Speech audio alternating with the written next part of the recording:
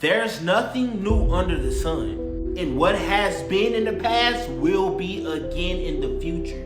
All the way down from technology, the weapons of mass destruction, astronauts, everything that we see has already been. This is why it's important before we go to the future, we must see what's in the past. Like I said, weapons of mass destruction, the technology that we use. What if I told you that all of this is ancient? Armstrong guy. Have you seen him on the talk shows? Neil Armstrong, you mean the first man to walk on the moon? Talk about a fish story. Yeah. Man, and they're buying it. Oh, yeah. Did LeBron James just shapeshift on live TV at the Olympics? Yes. Right here, it looks like LeBron's a shape-shifting reptilian. I'm just saying. What's up, YouTube? Welcome back to my channel. How you guys doing? If you guys are brand new here, you guys don't know what we do, don't worry, I'm gonna break it down for you guys. We talk about the most scariest and creepiest videos on the net, on the web, that's gonna make us question everything. Let's do what we do best, seekers. Say it with me, y'all. Let's seek the truth. Who do you think this celebrity is avoiding Hollywood parties? Kai Cenat got invited to Michael Rubin's all-white party by Aiden Ross, but for whatever reason, Kai didn't want to go. Go, check this out, look. This is Michael Rubin's all-white party for July 4th. Would you like to go with me? No. wait, no? I got invited to another one. I said not. Oh, you're going to another July 4th party? No, I got invited to the last Michael Rubin. Why didn't you go? Because, I don't know, I didn't want to go. Okay. You know why? Well, if you're not doing it in July 4th, would you want to go to the all-white party? Hey, you got invited to the all-white? Yeah. She's in the chat. Hey, exactly. She got. Do you want to go with me? Oh, come on. July 4th is when we do fireworks and shit, bro. It's one. Oh, that is true. That is true. Okay, makes sense. All right, bro. Thank you. Gee, I'm gonna have to time out life. Kai Cenat is not trying to be violated. That's why he's not going to these parties. Let me know what you think in the comments below and stay weird. You know that's a throwback, but bro. To me, I just take it as Kai protecting his energy and you feel like being in that environment. And want to go as simple as that, bro. You know, Kai, man, he's rediscovering himself right now. Like I said, he's trying to enter the fashion world, so hey, dude, that was his first step, bro. The last time you saw Pink Pantress.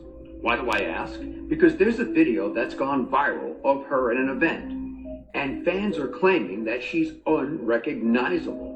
If you haven't seen the video, take a look at it for yourself. Who is that in the video?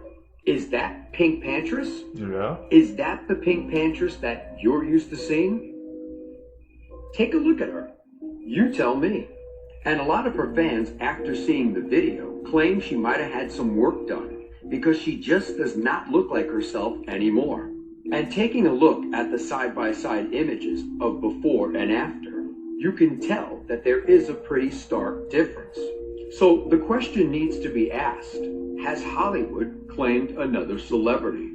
And I understand that people can age and people can change, but these Hollywood celebrities are all not looking the same. And after this transformation, a lot of the claims are that her career is about to go downhill. Why? Because people will just not recognize her anymore. So let me know your thoughts in the comments as to what you think is going on with Pink Pantress.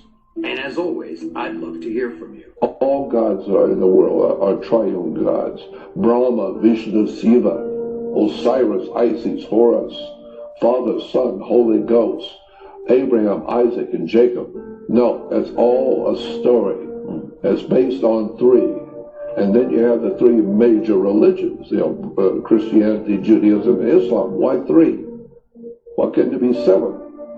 No. Then you'll find out, no, you're playing with numbers now. There's something going on here, and it's encoded. Nobody reads it. They say nobody cares. You just do what you do because they were born into it. So if you're Catholic, you just go to Catholic church. You never realize that as a Catholic, you're worshiping a god named Dagon. D-A-G-O-N is the god of Catholicism. Nobody knows anything about Dagon, and nobody cares. Why? Because it's just a church. So we go to church and we feel good, and we have all our friends there. And I said, yeah, but you're worshiping Dagon, goofball. Do you know that? Do you know who Dagon was? Who? Do you know what Dagon is? Because it's right there in front of you if you just look at the church. The truth about astrotheology, with myths and beliefs rooted in the movements of the stars. The Myths Unveiled exposes how astrotheology shapes spiritual traditions. Download the PDF now for only $9.99, link in bio. There's so much more going on with these drones than meets the eye, and it's not just a cover-up for an upcoming biblical event. It actually has to do with a bill that they are trying to pass, which will lay the foundation for the upcoming beast system. Now again, I will try to censor myself with this video as much as possible. When I talk openly, nobody sees my account or my videos, and everybody needs to know what is going on with this one, what they are doing behind the scenes, and who's actually pulling the strings that is playing the good guy in public. Now to start, BrainChip's brother over here owns one of the largest drone companies in the entire world. Coincidence?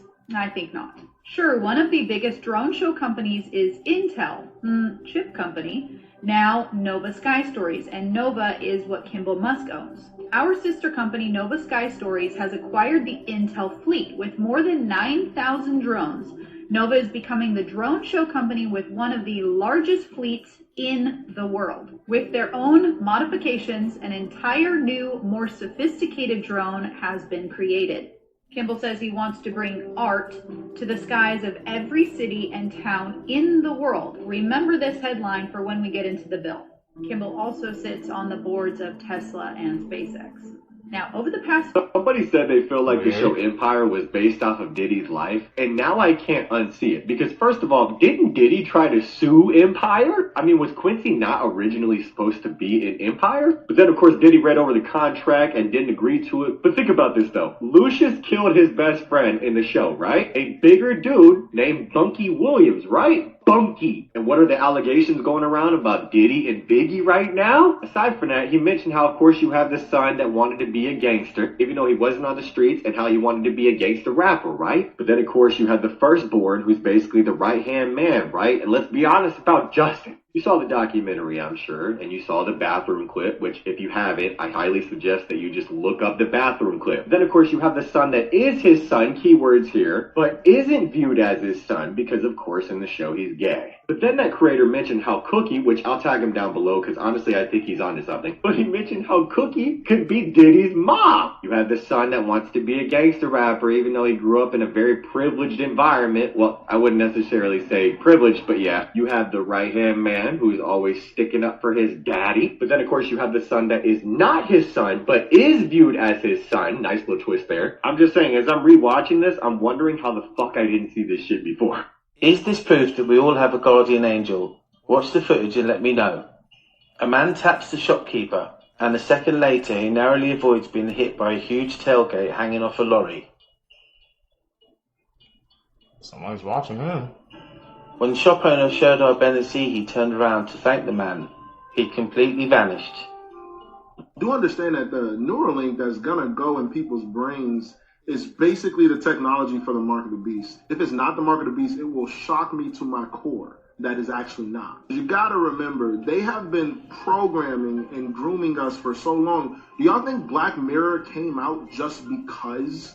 No, they put it out years ago because they wanted to condition us to be ready for something like this and to want something like this. And so they romanticized it with Black Mirror and all these different movies and AI chats and all these different, they romanticized, they groomed us, they conditioned us to that he pushes forward to humanity. No, he does. So Elon's saying that he's going to take this mainstream and the people closest to you, the people at your job are going to have this brain chip. Y'all gotta understand that the person who runs it all can easily deactivate the original software and then start controlling it, and then in essence will control your brain.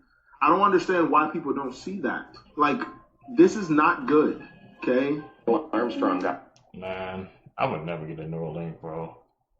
People says like it has its advantages, that I guess it can help you process information faster, but like you said, I just don't like somebody having the right access to my brain. Like you said, bro, what happens is I'm like, bro, it can turn it off, man. That's a dangerous power to have, bro. Having those little chips in people's minds. What happens if they put something in the chip, bro? Let them control you. You won't even know, man. Maybe they can puppeteer your body, bro. It's just a dark rabbit hole to go down, bro. Have you seen him on the talk shows? Neil, I'm to be the first man to walk on the moon. Talk about a fish story. Man, and they're buying it. Oh,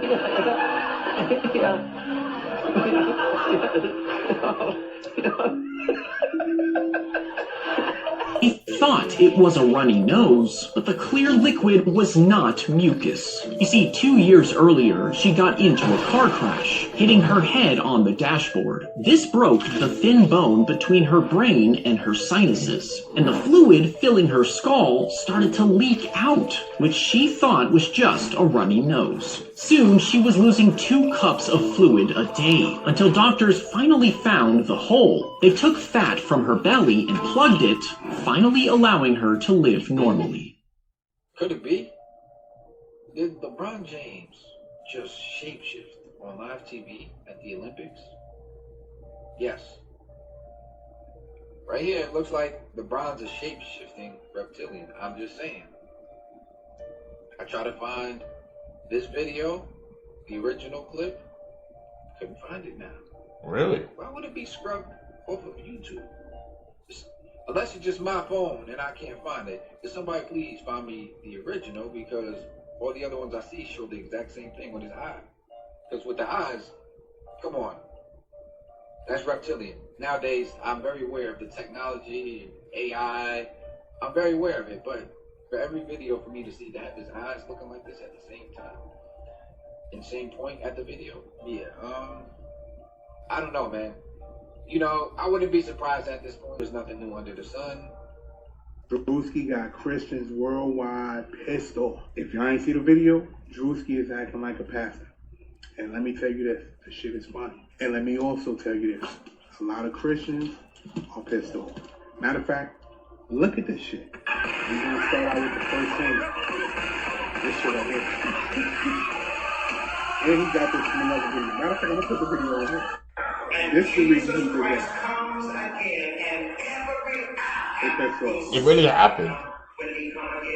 I'm not gonna lie, hands down, he might be the funniest dude on the planet.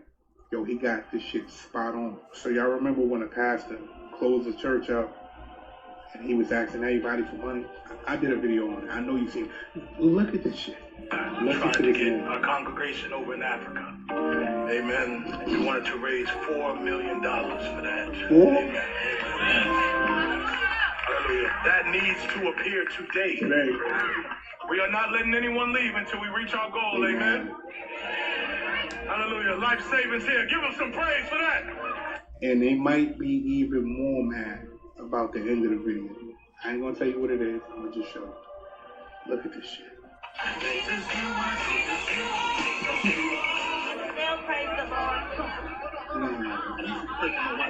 come on, man. Hey, get your hands off my clock. You get times and offering? No. Shut the fuck up, man. Let me know what y'all think, man.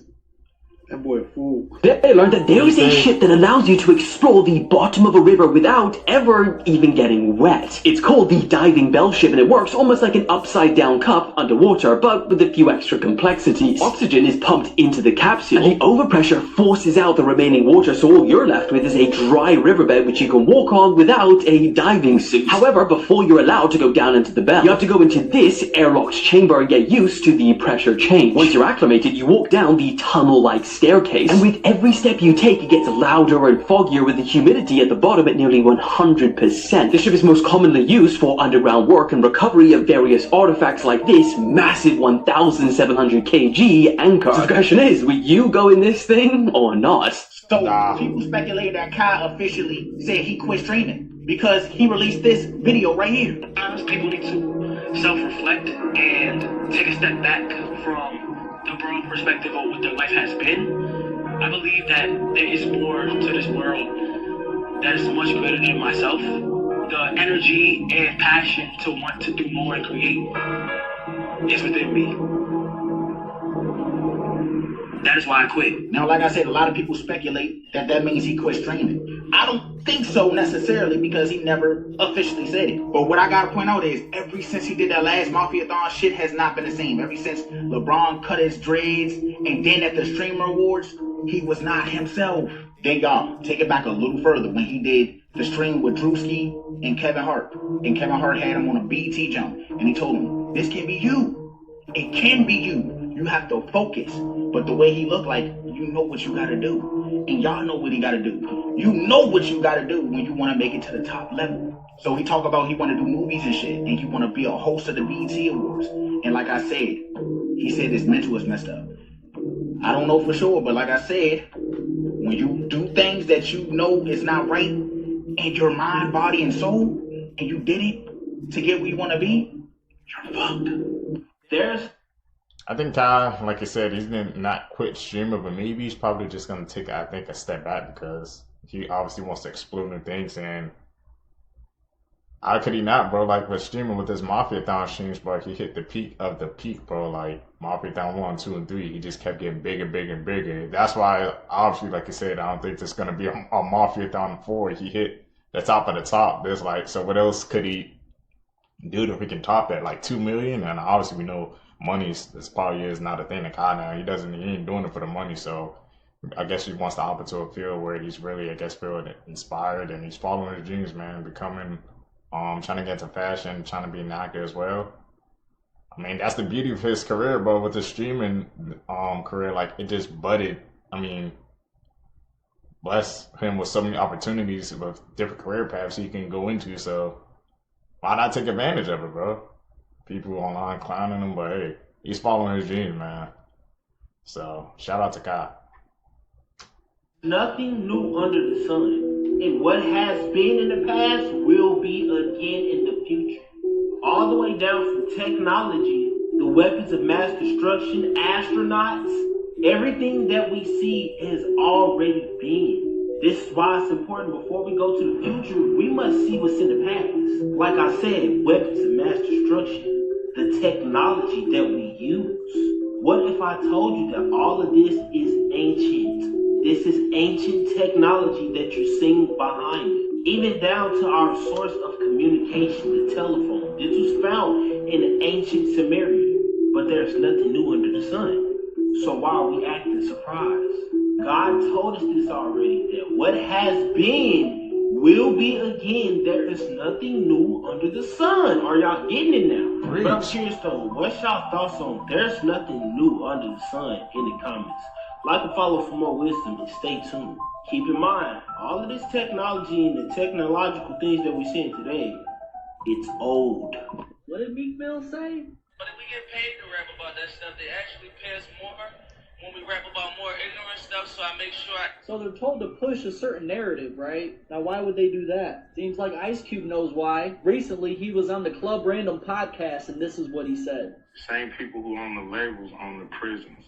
Literally the same people? Literally the same people. It seems really suspicious, if you want to say that word. The records that come out are really geared to push people towards that prison industry. I mean, us conspiracy minds already knew, right? I did a video on this last year. And it must be well known in the industry. Listen to what Tekashi says. I bet you there's rappers in here right now that can rap way better than me. You can rap way better than me. You will never be where I'm at because this industry is rigged. It's rigged. And Tupac must have been presented with this information back then, because look at what he says about the future of rap. Listen. I don't know, it depends on his balls. You know, if you got big nuts like me, it's going to get way harder.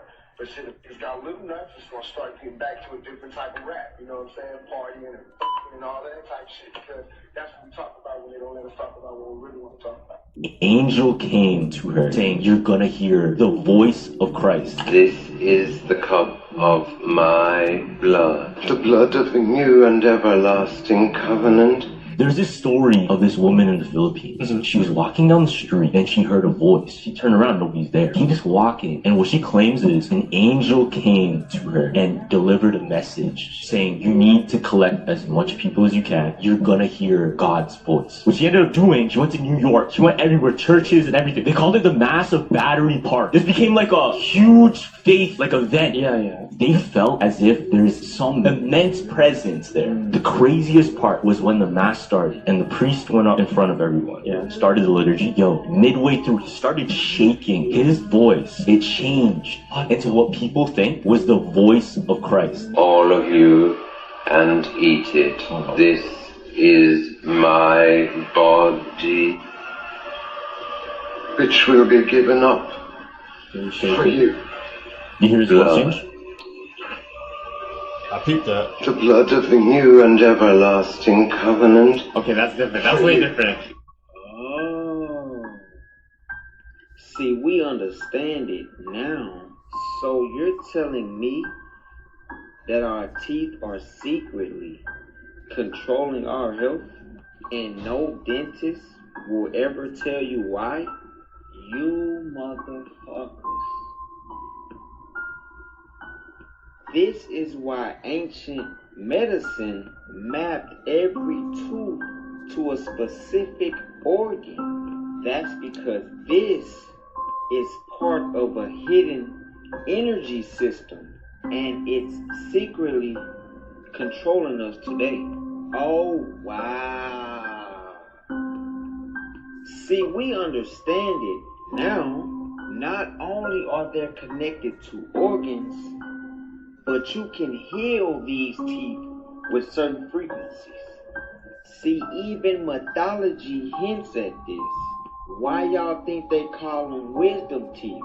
Because it's directly linked to Thoth, the god of wisdom.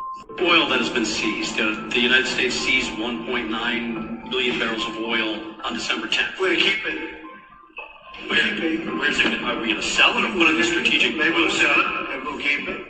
Maybe we'll use it in the strategic reserves. We're keeping the ships also. So they're trying to tell the public that this is about politics.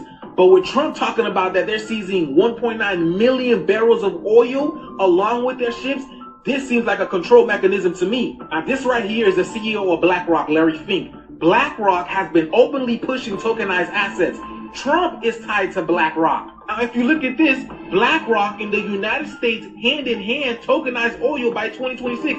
Now we know the bigger reason why they invaded Venezuela. And you guys know I'm in the digital world as well, so I did my research and I came across this coin called USOR as well, which is the United States oil. So you're telling me that Larry Fink and Donald Trump is working together in order to tokenize oil? Well, read it for yourself. It says America's oil reserve for the digital age. Tokenization of the oil application live on February 1st. But we're talking about oil being tokenized in the United States right after Donald Trump's talk about seizing oil. And in the top wallet that's holding USOR, it says Trump team on it. Could this really be a play by these two to make some bread and take over Venezuela's oil? Y'all, all I'm saying is the timeline is very loud. Because the last time Trump touched crypto, 525 millionaires were minted overnight. All I'm saying is y'all better take advantage of this opportunity. Comment juice down in the comments below and I'll DM you the contract address. The digital wave is here. Today's time, you're going to want to watch this. You all know about 3i Atlas, this comet, meteor, whatever it is, passing through space.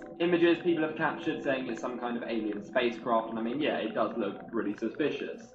People have been tracking this thing in space for months. NASA have confirmed it is just a comet, but people are still unsure.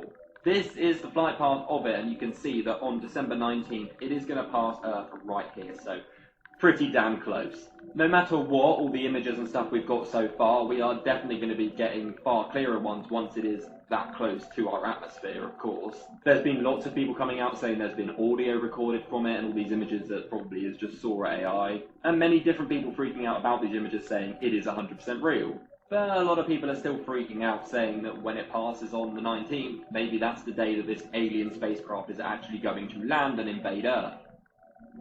shit. It is highly, highly unlikely. As I say, if you look at all of the different evidences that are out there, this is just a comet. But at the same time, there is very compelling evidence suggesting that it's not just a comet. So I'm really not sure, but let me know what you think and I'll keep you updated. Today's the 19th, man. We're gonna see if we can aliens drop from the sky from that 3-eye atlas, bro. NASA and everybody's been tracking this man for a minute, but the fact that it's passing over, I wonder if you can see it at the sky nights, bro. I'm gonna be watching, man. It's crazy, bro. The only person that thinks that when the Statue of Liberty fell in Brazil yesterday, that this was a sign of things to come. Y'all remember me telling y'all that America has to fall in order for the beast system to truly thrive. America has to be eliminated and out the way. What more of a sign do we need than the Statue of Liberty falling in Brazil? Also, I told y'all that empires typically last no longer than 250 years. And when is the 250th year?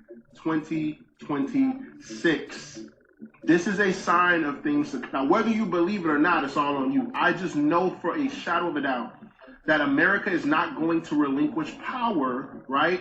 So they have to get destroyed. America has to be destroyed. So I don't know how y'all view this sign, but that's how She heard a man's voice softly shushing him through the speaker. Then her husband heard it too. She ran into the toddler's room and froze. She saw the light on the baby monitor was flashing, meaning someone was watching them. You see, the monitor was connected through Wi-Fi, and someone had hacked in just to talk to their son through the camera. Crazy. Hello everybody, I'm currently on my laptop right now, and I appreciate everybody who's been sending me birthday wishes, as today is my birthday. Happy birthday, so honey. I felt like it was the perfect day to be transparent and honest with you guys. Y'all, I don't know about this Kai Cenat. I understand that he said he's going through some mental changes. As I watch this video, I'm just like, that's not the same Kai, fool. It looked like he was reading off a script. I'm gonna say it, mental health is nothing to be played with. So if his mental is really messed up, then I hope he pulled through that shit. Because that shit is tough. But y'all, listen to his whole video. And y'all let me know, do y'all think that's the Kai you accustomed to hearing? Not even because he's saying he's going through mental issues. It's just the way he's talking and everything. Everything just seemed a little off. And then I still go back to the Streamer University jump when he was outside. And he told people, God is king. He said, keep God first. And people was looking at him. He was like, no, I'm serious. Like he had the little regret face. And he was just like, no, I'm serious. Keep God first. It just made me think, I know he's about to have one of the craziest moments next year. I'm just hoping he didn't give nothing up for that role. And if he did, that can factor into why his mental can be fucked up. But y'all let me know what y'all think about it down below in the comments. I fuck with you, KC3, so I'm hoping you didn't do that. You have no... Cat's situation is crazy, bro. I remember when that video dropped, he dropped it on Twitter, man. People were going at them. They was like how some people say he don't, I guess, deserve, I don't know, to feel like that because they said he's rich and stuff like that. But hey, I mean, you gotta look at it like this, bro. Even people who have money, man, they're still human. They still go through the same problems we do. Just because somebody has like money doesn't mean they don't go through things. So people were defending him, man. So that's right, bro. I feel like, in my opinion, man, just because I said Kai has, he's one of the top streamers, one of the most popular, so obviously he has money, but like you said, he's going through some things right now. People say he's sounding different. I mean, and you saw at the end of this video, he said he was reading even a book, bro, to, I guess to help with this, he's just learning, bro, just expanding his horizons, man, so maybe that's why he sounds different, bro. He's more wise. And the time he's gone, because after his subathon, he's been gone for like a minute. I thought he would have been back by now, but the way he's looking like, he probably might not be back until like next year. But he said he wants to pursue other things, and he has that ability, bro. So shout out to Kai, man. He's gonna pull through if he ever sees this clip, which is, I don't know. Let's keep going. No idea how controversial this is about to get. What you are seeing is the current transformation of who the Enhanced Games is calling their first superhuman, James Magnuson. And at the start, I don't think he knew what he signed up for. You see, James is a retired professional swimmer, and one day his friends who have a podcast call him up asking his thoughts on the Enhanced Games. You know, the steroid Olympics. And casually, almost jokingly, he says to them, if they put up $1 million for the 50 freestyle world record, I'll come on board as their first athlete, I'll juice to the gills and I'll break it within 6 months. He had no idea that this brief little call with his buddies would not only get picked up by every major Australian media outlet, but the Enhanced Games themselves tweeted saying, "Challenge accepted." And just to make it a little bit extra competitive, they made the same offer to four-time Olympian Christian Kukulemev. So these two athletes jump on a bunch of steroids and peptides under the supervision of medical advisors, and man, physically, the changes are undeniable. James said himself that he had never felt more athletic in his life, and he was lifting weights that would have folded him like a deck chair before. But then, something majorly unexpected happened. When it came time for the two swimmers to actually attempt to break this world record, it wasn't James who won the $1 million. In fact, in his 3 attempts, he actually swam slower than his natural PBs. It was the 31-year-old Greek swimmer, Christian, that not only claimed the $1 million that was supposed to be for James, but he actually did it. He broke the 50-meter world record that was held by a Brazilian swimmer since 2009. And this is where things get majorly controversial, because the wider swimming community hate that Christian has now changed his Instagram bio to the fastest swimmer in history. And in the video of him breaking this record, comments read, "This is not a world record. What a joke of a title. Steroids, an illegal suit, clean water, and a terrible finish." The Enhanced Games, however, have doubled down, with their founder Aaron D'Souza saying, "Our goal is not to break a world record. Our goal is to break every world record." And with that, they officially announced that they will be holding the very first Enhanced Games in May 2026. And of course, Vegas, where not only James will get another attempt at this $1 million, but they will have juiced up athletes from almost every other sport also competing for prize winnings that is said to be larger than any other comparable event in history. The head of the US anti-doping agency called it a dangerous clown show, and two-time Olympic champion Kieran Piker said that it was borderline criminal and that someone would die if this was allowed to go ahead. But what do you guys think? Should the Enhanced Games be allowed to go ahead or be stopped immediately? The war games, Fuck bro. it up for the Knicks. Knicks win the NBA Cup championship. These men are celebrating, holding that trophy up, and then Josh Hart decides to stick his thumb. Well, look at this shit. Why would you do some shit like that? Why, man? Why would you do some shit like that? Come on, bro. Come on, man. Let me start off by saying this. We do not do shit like that in New York. You play for the team, but you are not from where we're from. I'm trying to figure out what would make a nigga do some shit like that. Like, what made him say, all right, this is the moment for it all. Let me put my thumb there. Come on! And the way Jalen Brunson turned around, he looked like he wanted to hook him. But you know what? If he did that there, that means they play like that. We don't play like that. We accept the championship. We do. We don't. Come on, man. And you know what? If that's how you're rocking, guess what? That's how you're rocking. Fine. But you don't supposed to play games like that on national TV in front of thousands of people. Hundreds of thousands of people. Am I wrong? Ninja Turtles and Daredevil are actually connected. In Ninja Turtles, the clan is called the Foot Clan. Now, in Daredevil, the clan they fight is called the Hand. Okay? So, Foot in the Hand. But check this out, though. Daredevil's origin. He got blinded when there was a car crash and a special chemical went on his eyes. And he was blinded forever. Now, in the same origin of the Ninja Turtles, it's explained when there was a car accident, there was a blind kid that caused an accident. And what happened was a bottle of special chemical rolled down into the sewer, broke, and went to the Turtles and created Teenage Mutant Ninja Turtles. Yeah. The writers confirmed it. Oh, it's got. It was like a callback to what happened to Daredevil, because they're huge Daredevil fans and they just wanted to connect the universes in that way. Even though they're not in the same one, they wanted to connect the origins. That's so fire. I love when they do that. The Alcabora artifacts were discovered in Mexico in 1994. They consisted of 33,000 artifacts found, and the carbon date put them back 6,500 years ago, which would have been 4,500 BC. Jeez. And these artifacts were so strange, and I've never heard of them, probably because the story's trying to get swamped over by the Smithsonian and But these artifacts, they consisted of like stone and clay, like figurines and stuff of like dinosaurs. Oh. And like there was one figurine of a warrior riding a triceratops. What? Wow. Yeah. Imagine. And then they had other figurines of like mermaids, human-animal hybrids. They even had one that looked like Bigfoot and like just this crazy stuff that like totally messes with the whole narrative that humans interacted with dinosaurs. Yeah. Because there's a man riding a dinosaur. The timeline is scrambled. And so it was authenticated by 3 men in the profession that were like, they knew what they were looking at and what they were talking about. But then the Smithsonian, like, nope, this is all, it's a fraud. None of these are real. They said, we're going to carbon date it ourselves. And they did. And they're like, these are only 30 years old. Because if you still don't believe in ghosts and demons after watching this video, then I don't know what else will convince you.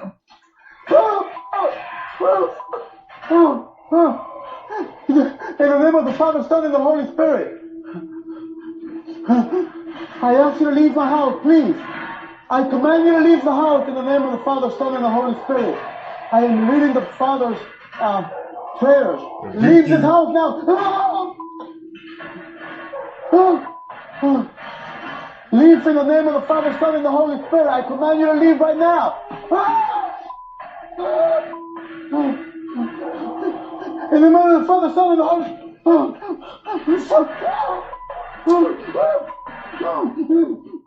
This man's home is being diabolically possessed. Famous demonologist Ed and Lorraine Warren have talked about this so many times. And him reading from the Bible is only inciting it because you need to know the actual demon's name to cast it out of your house. Before you come for me, this is not AI. Watch this door as it opens and slams shut and tell me how he would have pulled that off. Nowadays, it seems like the paranormal is just being dismissed to AI when, in fact, it's real and it's out there. I used to be a believer until I investigated a haunted house myself and the scariest shit happened that could not be explained. So let me know your thoughts of this video in the comments below. That's fine. Okay.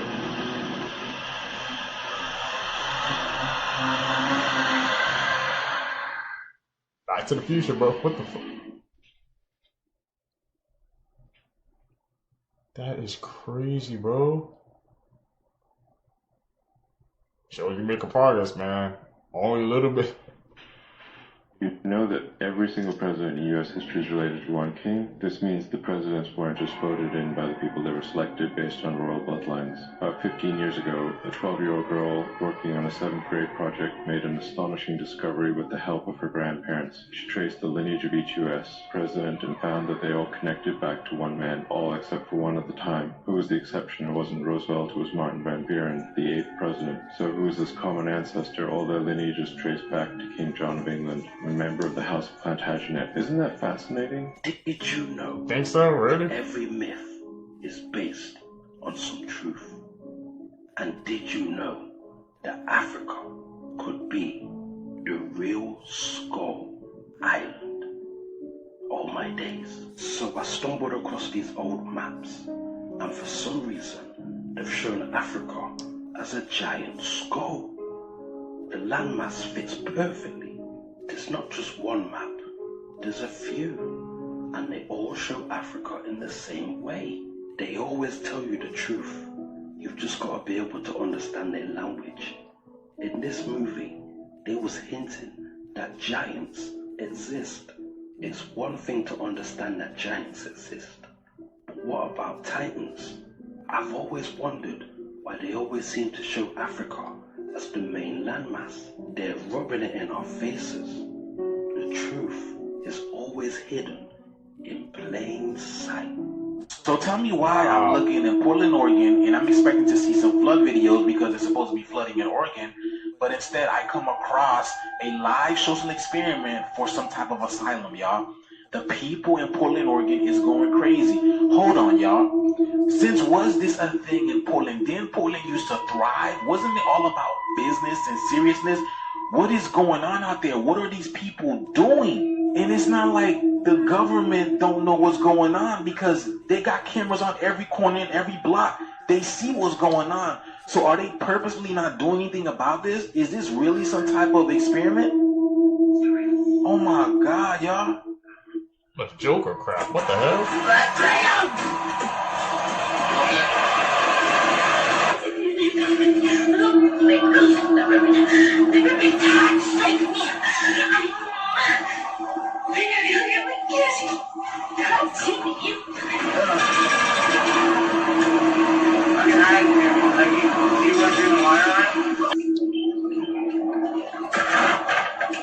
Bro, this is crazy, man. And the fact that they're not doing anything about this. What's she fighting with?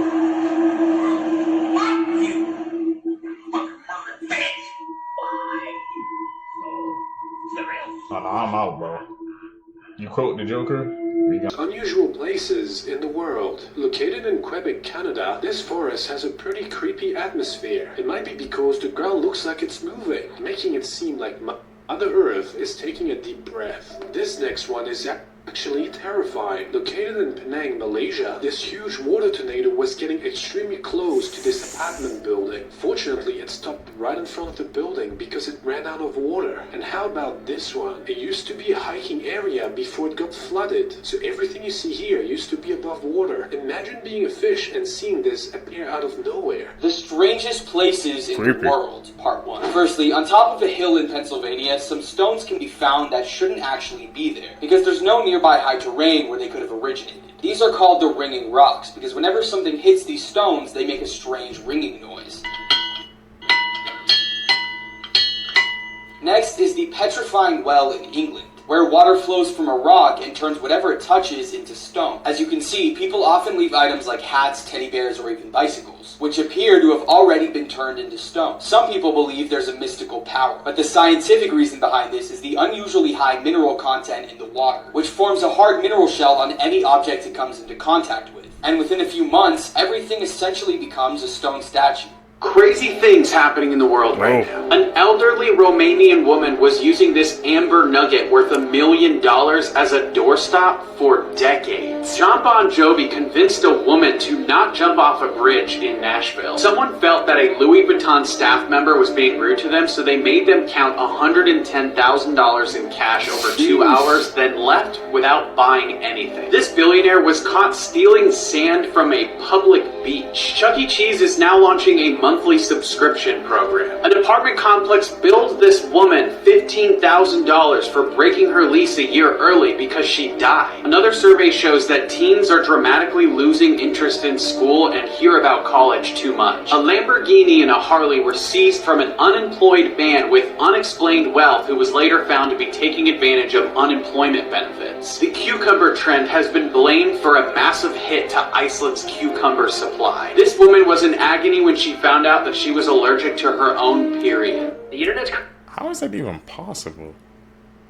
That last one, man, threw my brain for a loop. I guess her body can't handle the hormones or something like that. And that freaking lady using that movie as a doorstop for over a decade that's worth $1 million. Imagine you had $1 million, man, like just lying at your feet for a whole decade and you didn't even know. Currently going insane over this viral video. The video shows a balloon randomly going down the street with no wind and no one there. It also happens to be at 3 a.m. I mean, check this out.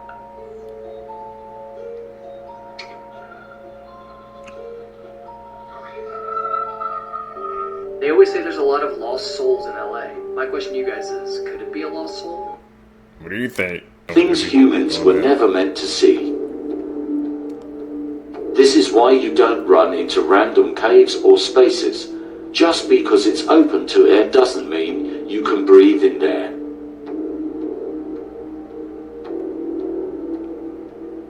Whoa. Floods caused by heavy rain in Veneto, Italy.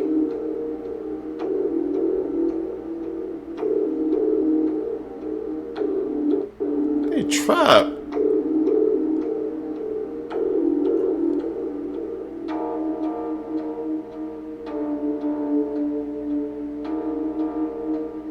Here is the necessary bathing method for sheep to eliminate parasites.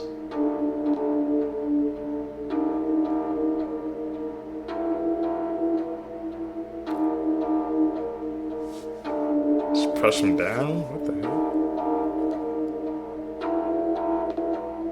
Scientists found weird new marine species off New Zealand coast.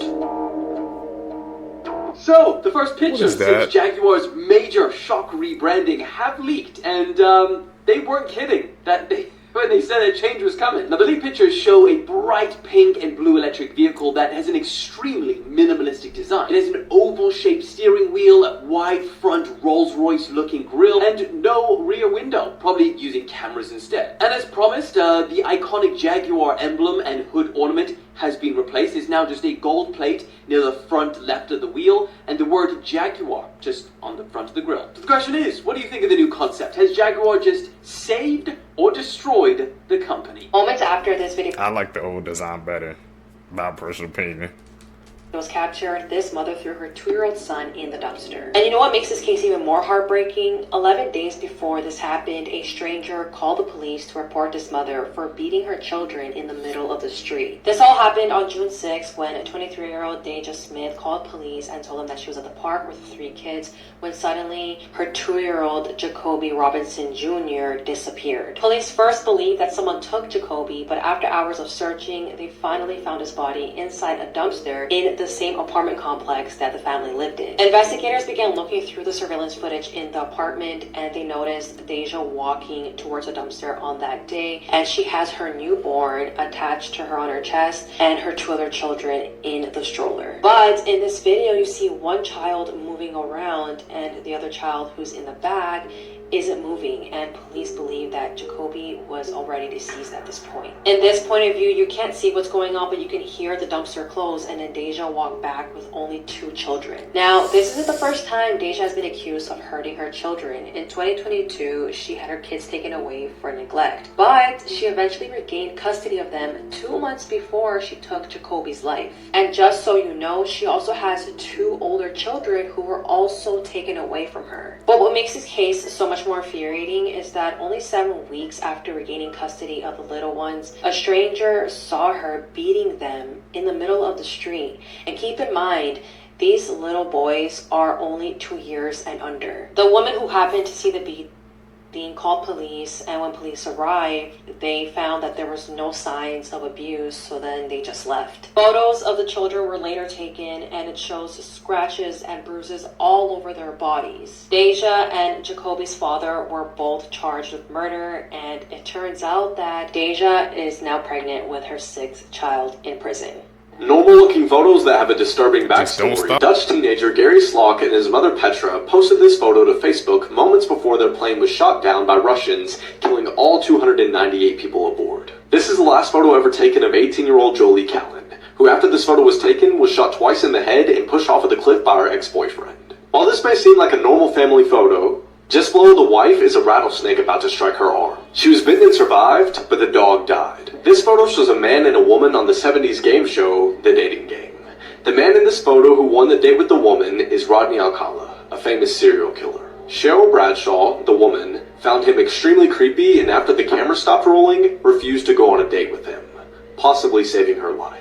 Understand, it's some generational Hall of Fame levels of destruction, violence, and straight up hating for this line to get its name. You might know him, this is Ntwadumela, which is Swahili for he who greets with fire. He sure did. He ran a pride with his brother in Savuti, Botswana, and even though he was smaller, he stood on business. He was like a honey badger in a lion's body. Really think about what that means. Researchers watched him press a whole raging bull elephant at a watering hole. There's also that time he stared down literal death. Black Death, that is. That's their nickname. Imagine Mufasa listening to NBA Youngboy. That's the time he was on. But in Ntwadumela's defining personality trait, he hated hyenas with generational prejudice. He who greets with fire would pull up to any hyena's front door with smoke. It was literally on sight. He'd even go out of his way to find a hyena leader and erase the matriarch in front of the whole hood. Actually did it so often, he single-handedly dissolved the hyena clans around him. He'd also pick up spawn kills by crippling hyena cubs. Imagine being walking population control. It's estimated that he dropped nearly 40 hyenas in his life, and I say estimated because that's just what they saw. It's definitely higher. The thing is, lions already have no love for a walking laugh track. It's just that Ntwadumela took it 10 steps further. Like if his pride was around hyenas or they heard them, they'd be annoyed, but they wouldn't waste the energy chasing around something in 100-degree weather that they're not going to eat in the end. Now let the walking hyena hate crime here snicker, and best believe he'll divide them like one. This lion lived a life fueled by pure spite and hostility, and that quantity of hatred has to be studied. Also, the way he passed sense doesn't fit my narrative, so I'm going to disregard that the more you don't know. Scopophobia is the excessive fear of being stared at, and is sometimes referred to as the phobia or feeling that someone is watching you. I'm now going to show you a series of increasingly unsettling photos, and if these scare you, you might have scopophobia.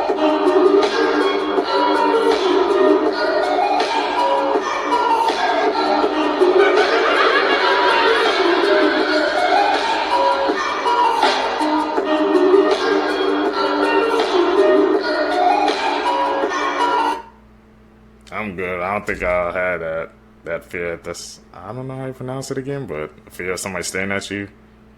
I'm pretty good with that. I just get annoyed. I don't get scared when people stare at me. I just be annoyed. I'm like, what do you want, man? So yeah, I'm good on that one. I think I passed that with flying colors, bro.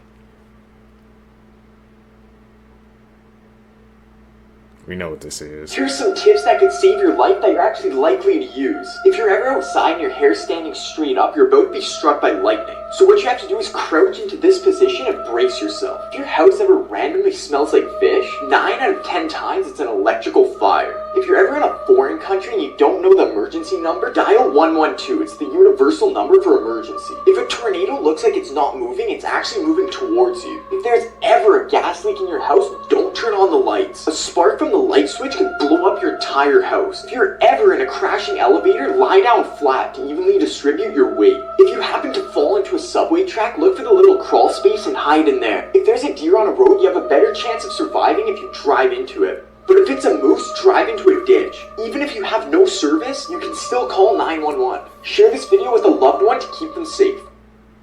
I remember when I learned that 911 didn't need service. Interesting people you've never heard of. Darius was arrested 32 times for commandeering buses and trains and pretending to be the driver when he wasn't. Dalton Getty is a man who's been making pencil tip artwork for over 25 years. Philippe Kahn is the man who invented the camera phone back in 1997. This underachieving Princeton student in the 1970s wrote a paper on how to build a nuclear bomb. He received an A, but he never got his paper back because it was seized by the FBI. Patrick Acton made a complete model of Hogwarts with only 600,000 matchsticks and 60 liters of glue. A man named Dalton sued Bank of America for $1,784 billion because he was unhappy with their service. Kevin invented a micronation in the state of Nevada that's called Molossia. It consists entirely of his house, front yard, and backyard. This Argentinian engineer in the 1930s created a rain machine, made it rain in multiple places at once, and then disappeared without a trace.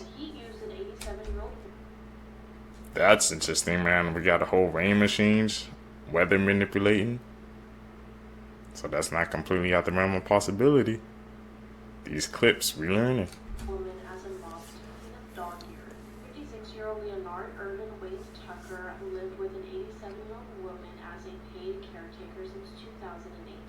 He had also been a family friend since the 1990s. On November 20th of 2022, Leonard had returned home from the grocery store when he became very angry with the woman.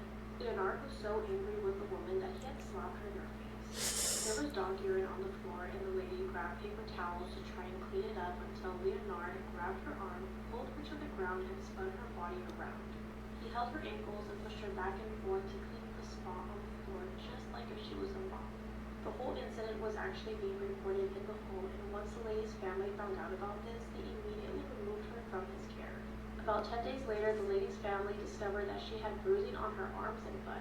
Her family stated that Leonard and the woman never had any kind of problems to their knowledge before this, but prior to him helping this lady out, he was actually in prison for 11 years from 2005 to 2016. On January 5th of 2023, Leonard was arrested and charged with elderly abuse.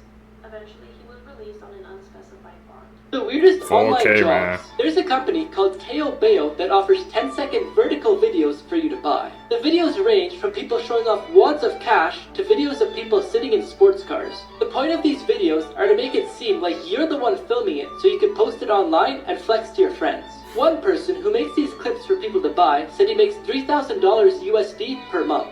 So one night, this girl, her name is Kaylee, decided to stay home while her family went out to dinner and stayed home and watched Netflix. While watching Netflix, she started hearing noises, little scuffles and bangs. She shrugged it off and thought it was just her dog Rocky. While continuing to watch her show, she starts to hear her mother calling her name. Katie, I'm home alone. Help me, Katie. You see, the scary thing is her mom was still out with her dad and her sister. So who the heck was in the kitchen? Because it sounded identically like her. But then the scary part is she hears her dad start to call her name. Katie. Katie! She opened it? Hello? Hello? What? What the hell is going on? Hello? She turns her phone camera on and goes to investigate. Has she seen scary movies? She goes to look for her dog Rocky in the kitchen and quickly snaps this picture. Mind you, her dog normally looks like this. Kylie's heart starts racing. She runs for her life back to her room. Crazy things happening in the world right now. A woman from Alabama is suing football coach Lane Kiffin, Donald Trump and his son, along with J.D. Vance, for $1 million gazillion because she's claiming that they stole money from her bank account. The Canadian Army has come out and said that the newest military sleeping bags in design today are not suitable for Canadian winters. This man from Massachusetts bought this house for $395,000 despite warnings that it will fall into the ocean. A new startup wants to sell you sunlight after dark using space mirrors. Schools are putting vape detectors in bathrooms that were paid for by the vape company Juul. This woman was arrested at an Applebee's after arguing with the manager that if she paid $15.99 for all you can eat, that would include her entire table instead of just her. Scientists are saying to never take health advice from the world's oldest people. Workers in Japan are hiring resignation experts to help them quit their jobs. A Florida surgeon is being sued after a patient passed away when he took away his liver instead of his spleen. The influencer that was caught stealing $500 worth of stuff from Target and then posting it on TikTok was caught stealing again from the same Target. So the first time she was arrested was in October, and then she went on TikTok and posted a video with a huge caption basically saying that it doesn't define her and that she's going to try to do better. Now, 2 weeks later, she's caught again at the same Target that she stole the first time, but instead of stealing $500 worth of stuff, this time it was only $200. I already spoke about why people are so invested in this story, and it has to do with her using the items that she steals in her videos to gain attention and create content. Now I'm kind of questioning if she's doing this on purpose, because the first time she stole, I went on her TikTok and she had around 320 something thousand followers. Now that I went back on her TikTok, she has 422,000 followers. It's crazy how social media works, because you can do something so stupid like this, but you can still gain attention, a following, and a platform. Imagine you're me. She's addicted to that feeling, man. She's addicted to the clout. She's a clout demon. You getting arrested, man, but her numbers are jumping, so she's saying to herself, "Hey, it's working." Don't be a clout demon, seekers. Scrolling on your For You page in the middle of the night, and you see this. Now, this is a doll. Let's get that out of the way first. And this woman married this doll. There you go. Just picture them at their wedding. And she has like an entire family of like zombie dolls. But is this not so like unnerving? And also, is that not like a child zombie doll? I understand this is not what my like page normally is about. Like, it's usually like crime and like hauntings and stuff like that. But like, this is freaking me out. She married that doll. Hey, everybody has their own vices, man. But she married a zombie child doll. That doesn't raise any questions or red flags. Hey. I'm going to sentence you to 20 years in Florida State Prison. That's to be followed by 10 years of probation. Upon your release, the Florida State Prison was, of course, with all credit for time served. You must initially report to the Bradenton Department of Corrections. The spirits in this house tried to lead me into a trap. This is one of the most haunted homes in Minnesota, the Warden's house in Stillwater. The spirits in this home are very active, especially if you ring this bell that was once owned by the minister pictured in the portrait above. During an investigation, somebody rang that bell and the portrait fell off of the wall, So of course we head to ring it. The history of this house is pretty interesting. It was lived in by 13 different wardens from a nearby prison, and multiple people have died inside of the home. But the most active part of this building is in the upstairs, specifically in the children's room. The legend of this house involves a woman named Gertrude. Gertrude gave birth to a child, but then shortly afterwards she died. And to this day, people report seeing her wandering the halls, especially upstairs, looking for her lost baby. There's a lot of creepy stuff in this house, like this outfit and actual locks of hair from the boy in the portrait that I just showed you. But the spookiest object is this doll. During our investigation, the tour guide actually had to go to the back room to bring this doll out. She told us that she keeps the doll in the very back of the house because it's so haunted. And in the past, she said the doll has typed out messages on people's phones. There's also this bed that a young man died in from tuberculosis. This is him in the portrait. So let me know, would you spend the night in this haunted house? Our full investigation from this place is on YouTube now. Another cold case has been solved as the remains of a couple found in a pond in Georgia have been identified by a family in New York whose grandparents disappeared over 40 years ago. Charles and Catherine Romer were on their way home to New York from Miami Beach, Florida in April 1980. 74-year-old Charles and 76-year-old Catherine stopped at a Holiday Inn in Brunswick, Georgia on their way home. They unpacked their luggage in their hotel room, but then they disappeared. The couple and their car simply vanished into thin air. And for 44 years, they remained missing, with their family having no idea what happened to them. Their disappearance was investigated as foul play, but no answers were ever discovered. That is, until last month. On November 22nd, a nonprofit called Sunshine State Sonar recovered a 1979 Lincoln Continental, which was the car that they were driving, from a pond that was between the Royal Inn Hotel and a highway. When the car was removed from the pond, a human bone was discovered. And now the family has confirmed that the remains belong to their grandparents, Charles and Catherine Romer. In a statement, the family said, "We are deeply saddened and equally relieved that our grandparents Charles and Catherine Romer's 44-year mystery disappearance has been solved." They said, "While this discovery brings closure, it has still been very emotional. Sadly, Charles Romer Jr., Jim Romer, and Frank Heller are not with us to share this momentous turn of events and to know their parents will finally be laid to rest in peace." They thanked Jason Suhadra of Myrtle Beach, who, quote, pinpointed the exact location of the vehicle and shared his findings with all the agencies involved. And they also thanked the Glenn County Police, the Georgia Bureau of Investigation, and Sunshine State Sonar. Minimal remains were found and their causes of death have not been released, and it's not immediately clear if their deaths are being investigated as foul play, but it does appear that at this point investigators believe their disappearances and deaths were the result of a tragic accident. Rest in peace, Charles and Catherine.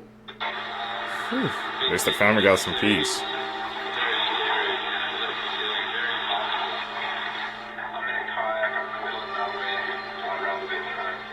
The man you just saw in that video was Andrew McAuley.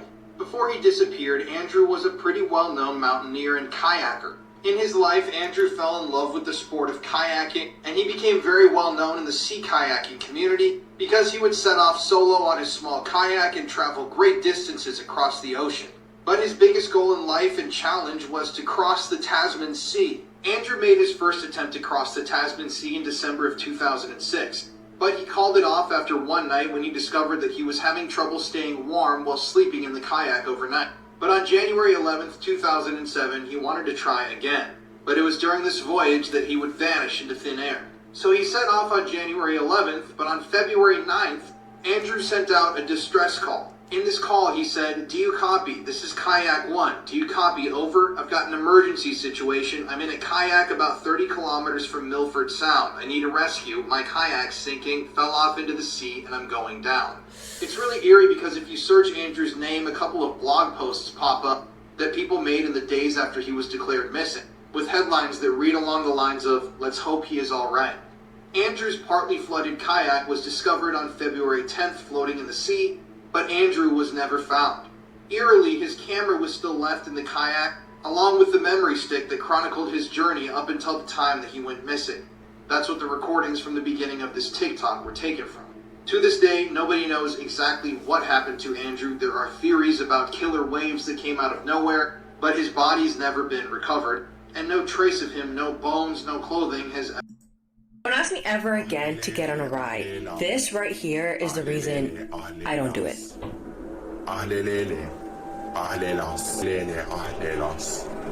Even the worker ran out and she's not even on the ride. This man actually exists. This is the real-life Lizard Man. His name is Eric Sprague, and he has the nickname Lizard Man. He's well known for his many body modifications, piercings, tattoos, sharpened teeth, and even a split tongue. It took over 700 hours to get his entire body tattooed. And so far, he spent $300,000 to transform himself into the Lizard Man. And he says that he's very happy with his transformation. I think by The Lizard Man, bro. That's my first time seeing him, man. We saw the Alien Man, Lizard Man. What's next?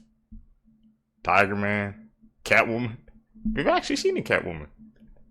At this point, we all know the dangers of hot cars in the summer, and it is unacceptable that any child be left in a car to die. But this child was in the care of a state-contracted worker when he was left alone for 5 hours and died in the hot car. This is 3-year-old Katorius KJ Starks Jr. He was living with a foster family, and on Friday, July 22nd, he was at daycare and then was headed to a visit with his father. The person responsible for getting him there was Keila Stanford, a third-party worker contracted by the Alabama Department of Human Resources. On the morning of July 22nd, the family said Stanford picked KJ up from the daycare to drive him to see his father. The visit, which was part of a court-ordered process for the parents to regain their custody of KJ, ended around 11:30 a.m. According to the family's attorney, Courtney French, quote, rather than properly returning KJ immediately to daycare, the worker made numerous personal errands with KJ buckled in a car seat in the back of her car. Stanford went home at around 12:30 p.m., leaving KJ strapped inside the vehicle with all windows up and the car engine off. He was left in that parked car outside of her home for more than 5 hours. Eventually, the daycare reached out to Stanford to ask her why KJ hadn't been returned, and it was only then that she realized he was still in her car. She called 911, but at 6:30 p.m., KJ was pronounced dead. During the time window when KJ was left alone in the car, temperatures topped 96 degrees and heat index values ranged from 101 to 105 degrees. Stanford was arrested and booked at the Jefferson County Jail and has posted a $30,000 bond. But she will be facing charges related to KJ's death. According to KJ's family, he was a bright little boy. He was only 3 years old. Rest in peace, KJ. Do not eat any of these things. I must be really hungry because these turtles look exactly like avocados. You can't tell me that this rock doesn't look like a loaf of bread. And this tree looks a little bit too much like sliced bacon. Why does this deodorant have to look like a delicious popsicle? And definitely don't eat these because they're actually fridge magnets. Noodles or rubber bands? Okay, this pug and this loaf of bread could be twins. Did somebody drop their bread? Just kidding, it's actually a rock. This tarp looks exactly like a delicious burrito. Okay, this one really had me fooled. That's not fried chicken, it's actually a crystal rock. This is real footage of Lori Shaver walking down the aisle to marry her new husband after murdering and burying her previous husband in her backyard. This all started in 2015 when 36-year-old Michael Shaver mysteriously disappeared in Florida. His friends and family immediately became worried, but his wife Lori claimed that he abandoned her and the kids and that he wanted to start a new life. However, Michael's friends and family tried to get in touch with him, but could never reach him. Eventually, Michael messaged his close friends and family and asked to be left alone. Then, not even a year later, Lori meets a man named Travis Filmer. They quickly got married, and they had this beautiful ceremony with both their friends and family in Lori's backyard, which was this huge 5-acre property. At this point, 3 years go by since anyone's heard anything from Michael, and no one has filed a missing persons report. It wasn't until one day his close friend noticed that Michael was uploading very strange photos on Facebook, and he felt like something was off, so he asked police if they could go to his house where he lived with Lori and do a welfare check. The officer went to the backyard, which again was this huge 5-acre property, and described having this weird feeling. He said that Lori's demeanor was completely calm, like she had nothing to hide, and then he notices a cement slab with the outline of what appeared to be a human body. They quickly got a search warrant and they began digging in the backyard, and it wasn't long until they found Michael's body buried under the cement, which turns out was actually poured with the help of Lori's new husband. Her new husband testified and said that he had no idea that Michael's body was laying there and believed the story that Lori was telling everyone. So this entire time, Lori was the one logging into Michael's Facebook and uploading all these strange photos and responding to his friends and family pretending to be him. Now, things get even crazier because when Lori was arrested, she pled not guilty, and her defense tried to pin everything on her 7-year-old daughter, claiming that she shot her father while trying to defend her mother. The jury was not convinced, and Lori was convicted of second-degree murder and was sentenced to life in prison. To try to blame the whole thing on your daughter, that's a new type of law that we just heard. The bizarre beauty standards of Tudor women. The bizarre obsession with giant foreheads. Would you believe that during the Tudor dynasty, women sacrificed their eyebrows, eyelashes, and even their health for one goal: to look like an egg? That's right. Back then, the height of beauty was having a huge, smooth, and shiny forehead. The bigger, the more sophisticated. To achieve this strange ideal, women shaved the hair off their foreheads, pushed their hairlines back, and eliminated any trace of eyebrows or eyelashes that might distract from this facial monument. Unfortunately, the horror didn't stop there. Many used the infamous Venetian CESE to whiten their skin, a cream made of lead and vinegar that slowly poisoned their bodies. And the worst part is when this beauty standard became a source of shame for future generations, portraits were retouched to hide the truth. This man saved a wolf from a trap, and a few years later it saved his life. One day, Anthony was going for a walk in the forest and came across a huge wolf. Since he was alone, he was terrified until he realized the wolf was stuck in a trap. As he approached to investigate, he realized the wolf was a female and was extremely exhausted. He knew this meant that there were starving babies around somewhere, but the wolf wouldn't trust him or let him get close. Anthony knew something had to be done, so he looked around for hours until he finally found the den. He tried to lure the pups out by howling, and after a while they were so hungry they finally came out of the den. Then he grabbed them and loaded them into his bag and took them back to the mother.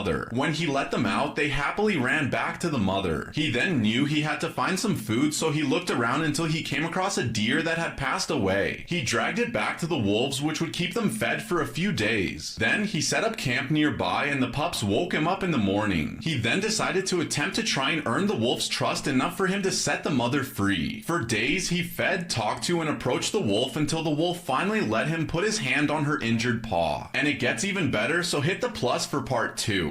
That sounds like a movie plot, bro. Average age to lose virginity by country. Belgium, 17.2 years old.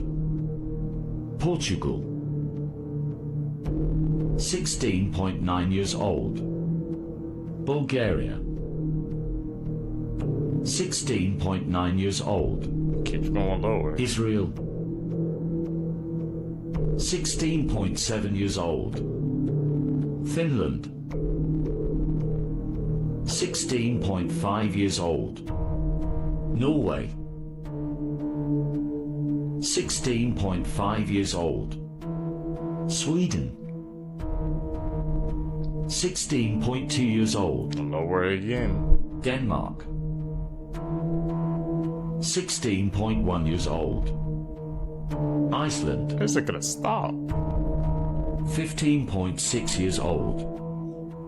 An alleged serial killer in Argentina has been arrested at a house filled with body parts. A 37-year-old man has been arrested after at least 5 people were murdered in a town in Argentina. Police say the man lured homeless people into his house, killed them, and then dismembered their bodies. And these murders always took place on Fridays. The suspect was arrested after police raided his home and found, quote, bones, blood, pieces of skin, and even a nose. During the police raid, authorities encountered the man's 16-year-old nephew, who allegedly told authorities that his uncle would go out on Fridays and return with different people each night, most of them either homeless or elderly. The nephew told authorities that his uncle would, quote, beat them, kill them, cut their bodies, burn them, and take them out in garbage bags. The man has been dubbed the Machete Man by local media outlets. While not yet identified by police, A24 News Channel identified the man as Matias Dorado, a local resident who neighbors said allegedly threatened people with machetes, set fires, carried suspicious bags, and rolled around wheelbarrows at night.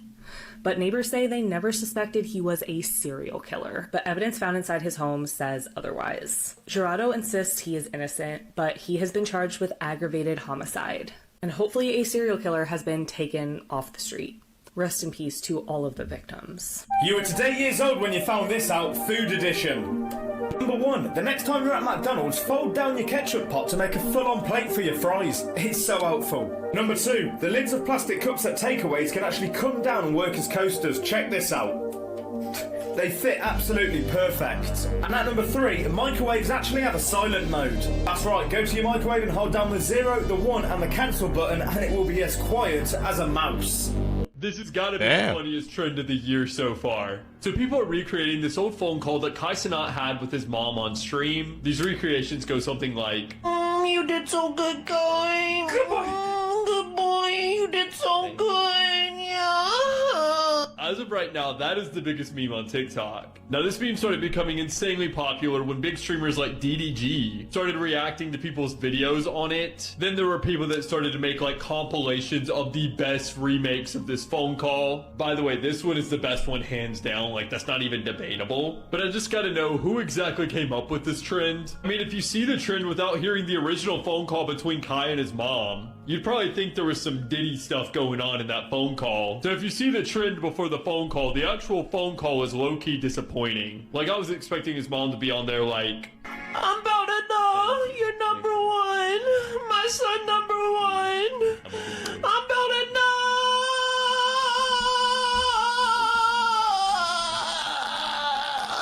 Okay, I gotta go. Yeah, they turned their phone call into something else. I'm guessing that was Kyle Mom's congratulating him and they turned I'm that about to read your palms and tell you what it means. Right, first I need you to put your hands together and observe what line pattern you have. Now that you've observed your hand's line pattern, let me tell you what it means, because it could mean a lot more than you think. Number 1, if your left hand line is lower than your right, this means that you're independent and you do not care what other people think about you. You also keep your opinion to yourself and will become very wise over the years. Oh yeah, and you're a very romantic person. Number 2, if your right hand line is lower than your left, this means that you're an aggressive person but you love challenges. You're also self-confident and you do not run into relationships. And finally, number 3, the rarest of them all, if your lines are the same. This means that you're strong-minded and probably charming. You're also sensitive and care about other people's opinions. You also crave love but you do not go around asking for it. Oh no! Video games are getting more expensive. It'd be a shame if somebody compiled a list of all the places you could try to find cracked games. Just be careful with your computer though, please. Don't click on any sketchy download buttons. I understand that this is a skill that you have to learn. Okay, it's 2025. Don't click on any .rar files called definitely not malware.xex. Don't install anything with like a setup final.cmd. No bat files. Unless you want your PC to sound like a jet engine and start mining crypto for somebody in Belarus. Anyway, video games used to be $60 as the standard. Now it's $70. And Nintendo went, what if it was $80? And everybody kind of just accepted it. I mean, we threw a fit, but Nintendo didn't change anything. Games launch unfinished, you guys. They sell you the rest in a DLC, and if it breaks, it's your fault for pre-ordering. But hey, game is art, and I support artists. I'm not supporting piracy. I'm not encouraging that. Piracy is wrong. You wouldn't steal a car. You wouldn't steal a handbag. You wouldn't download a pizza. But you might just download a 120 gigabyte AAA mess that fired half the developers and locked the ending behind $30. So no, I would not recommend you check out any of these websites listed. These are not suggestions at all. How rare? I mean, it is kind of sad, bro, how the game price keep increases. They keep talking about how GTA 6 about to cost $100. If that's true, man, are you guys gonna pay it? You know people will pay that, man, for GTA 6, bro. They've been waiting for so long, they'll pay anything. Hopefully they don't do it, man. Is your hair? Let's find out. About 85% of people have naturally black hair, and it's the most common worldwide, and sometimes they can look like a very dark brown. And people with darker hair tend to have more hairs per square inch on their head, which is why it normally looks thick and full. Only about 11% of people have naturally brown or brunette hair, and people with brown hair normally have medium to thick hair, with very few having thin hair. Only about 2% of people have naturally blonde hair, and blondes normally have more hair strands on their head at about 150,000, while those with brown or black hair normally have 100,000. Only about 1% of people have naturally red hair, but in Scotland, over 13% of the people have red hair. And red hair is a recessive trait, which means that each parent has to have a copy of the mutated gene. Less than 1% of people have white or gray hair, and you actually can be born naturally like this, but it is extremely rare. Less than 1% of people have hair that is two different colors, also called hair heterochromia. And normally when someone has this, they have hairs that are brown, blonde, or red that are in the background of darker colored hair. The world's Never rarest knew that. lip shapes. 9 protruding lips. Okay. Got a full set right 8 there. thin lips.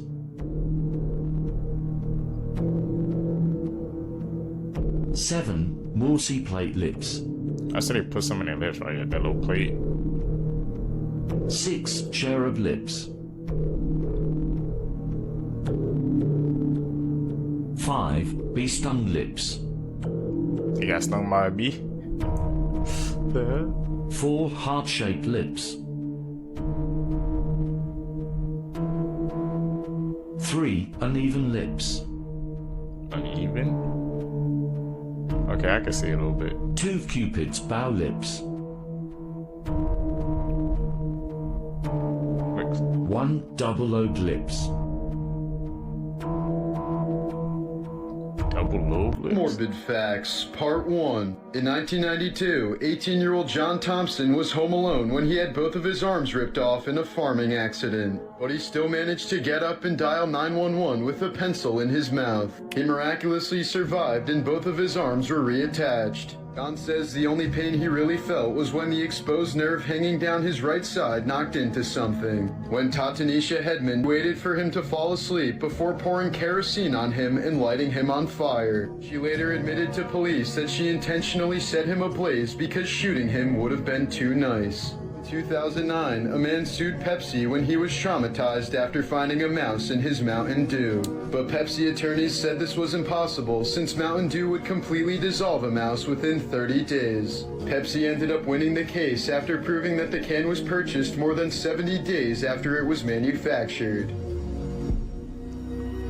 I'm just gonna gloss over that. A mouse More games I dissolves. almost could not finish because of how much they disturbed me. You guys really liked the first list, so I'm back with another top 3. And remember, these are not necessarily the scariest, but they're the ones that left me the most uncomfortable. And according to my commenters, number 1 might be the most uncomfortable video I've ever uploaded. At number 3, we have Broken Needle. Compared to number 2 and number 1, this one isn't so bad, but the idea of a little girl who's just a head and a spinal cord telling her father to add more body parts to her is really disturbing to me. And the levels of the game are just finding people who have the right limbs, killing them, and then taking those body parts to attach to your daughter. Yeah, for some reason this one really got to me, and it's a short playthrough that's worth a watch. Number 2 is Mouthwashing. Of course I have to talk about this. I'm sure all of you are familiar with this game. It really needs no introduction at this point. And while the subject matter it covers isn't necessarily new, the way it tackles it is profound. If Ginny as a character does not make you uncomfortable, I don't really know what to tell you. Now, I do have a playthrough for all of these games on my channel, but again, warning for number 1, it's brutal. At number 1, we have Vile Exhumed. This game is exactly what its title says, vile. You're exploring the computer of one of the most evil characters I've ever seen in a game. Basically, a man becomes obsessed with this actress named Candy Corpse and commits unspeakable crimes. And the way this game presents the evidence to you, I had chills multiple times during this game. Should I check those out, Seekers? You guys know I ain't into scary movies like that. Did you know what was actually going on in this story? Because I bet you didn't. Apparently, Willy Wonka, Charlie and the Chocolate Factory is the most messed up, disturbing, horrifying movie ever made. I know you're all probably thinking, why? It's just a kid's film. Well, maybe it's not. As I go on, this gets progressively worse, so stick with me and make sure you share this video with someone. So first of all, apparently the movie was predictively programmed, with the first one coming out in 1971 and the remake in 2002. In the 1971 movie, there's talk of facial recognition and robots actually taking over people's jobs, which of course is happening now. With literal AI-controlled rooms and a number of different things which lead people to believe it was predictively programmed. Next up, there's a theory that it's actually connected to Batman. The company of the toothpaste called Smile is the same as the Joker's laughing gas in the movie, when people have seen a lot of connections between the two. Which leads on to the next one, that Willy Wonka is actually a serial killer. Weirdly and scarily kind of makes sense because of the context. Every child apparently representing a different sin that has to be purged. The way that he eliminates people, but wait till you hear this. He lures people in with marketing, eliminates them when they fail to meet the expectations, and then of course reward the most obedient one with ownership of the system. Which many people have been saying is pretty creepy and also sounds very familiar to things nowadays. When you think about it, some of it does make sense, some of it I'm really not too sure. Let me know your thoughts and let me know which one next. You guys Dog believe that psychology theory? Facts you probably didn't know. If your dog is sleeping like this on its side with its legs extended, it most likely feels safe and is at a comfortable temperature. If your dog licks you when you get a cut or a wound, he's actually trying to heal you. Your dog has antibacterial compounds in their saliva, so when they're licking your cut, they're trying to heal you faster. Dogs yawning. If your dog is yawning, it's not the same as a human yawn. Dogs yawn to reduce anxiety and stress and remain comfortable. Dogs can actually smell your emotions. Studies were done showing that dogs can feel a sense of both stress and fear along with some other happier emotions, and dogs tended to mirror that human's emotion. Dinosaurs that were found in your country. Croatia. Here we go. Histriosaurus.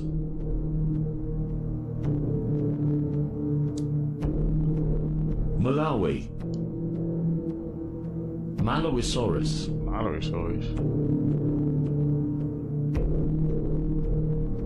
Norway. Hippacrosaurus. Alright. Germany. Archaeopteryx. Flying one, alright. USA. T-Rex. Utahraptor. Yeah, I was wrong. Utahraptor. Canada.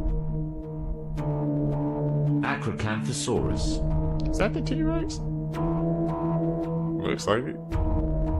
I'm gonna ruin your childhood, so listen in. So SpongeBob's address is 124 Conch Street, Bikini Bottom. But if you type it into Google, it will take you to this point at Little St. James's Island. And this is where it gets extremely weird. This is the exact spot of Jeffrey Epstein's island. This is so messed up, I don't even know what to think. A zoo in Denmark wants you to donate your pets to the zoo so they can feed them to the predators. So the Aalborg Zoo says they're trying to mimic the natural food chain of the animals that are housed there. And to mimic this natural food chain, they're asking members of the public to donate their small pets to the zoo so they can then be put down and fed to the predators at the zoo. So in an FB post, the zoo said that if you have a healthy animal that needs to be given away for any reason, feel free to donate it to us. Apparently they're wanting animals like guinea pigs, chickens, and even horses to be donated to the zoo, but if you choose to donate a horse, there is a small catch. It can't have been treated for an illness within the past 30 days at least. Now, since this announcement, there has been some massive pushback against this zoo, which is kind of obvious, because what do you mean you want me to donate my pet horse so you can go and feed it to a tiger? But I have to defend the zoo a little bit. If you have an old guinea pig that's on the way out, I personally don't see a problem with donating it to the zoo. However, if you have completely healthy animals that you just don't want anymore for whatever reason, and you choose to donate them to this zoo, I see that as a problem, at least a little bit.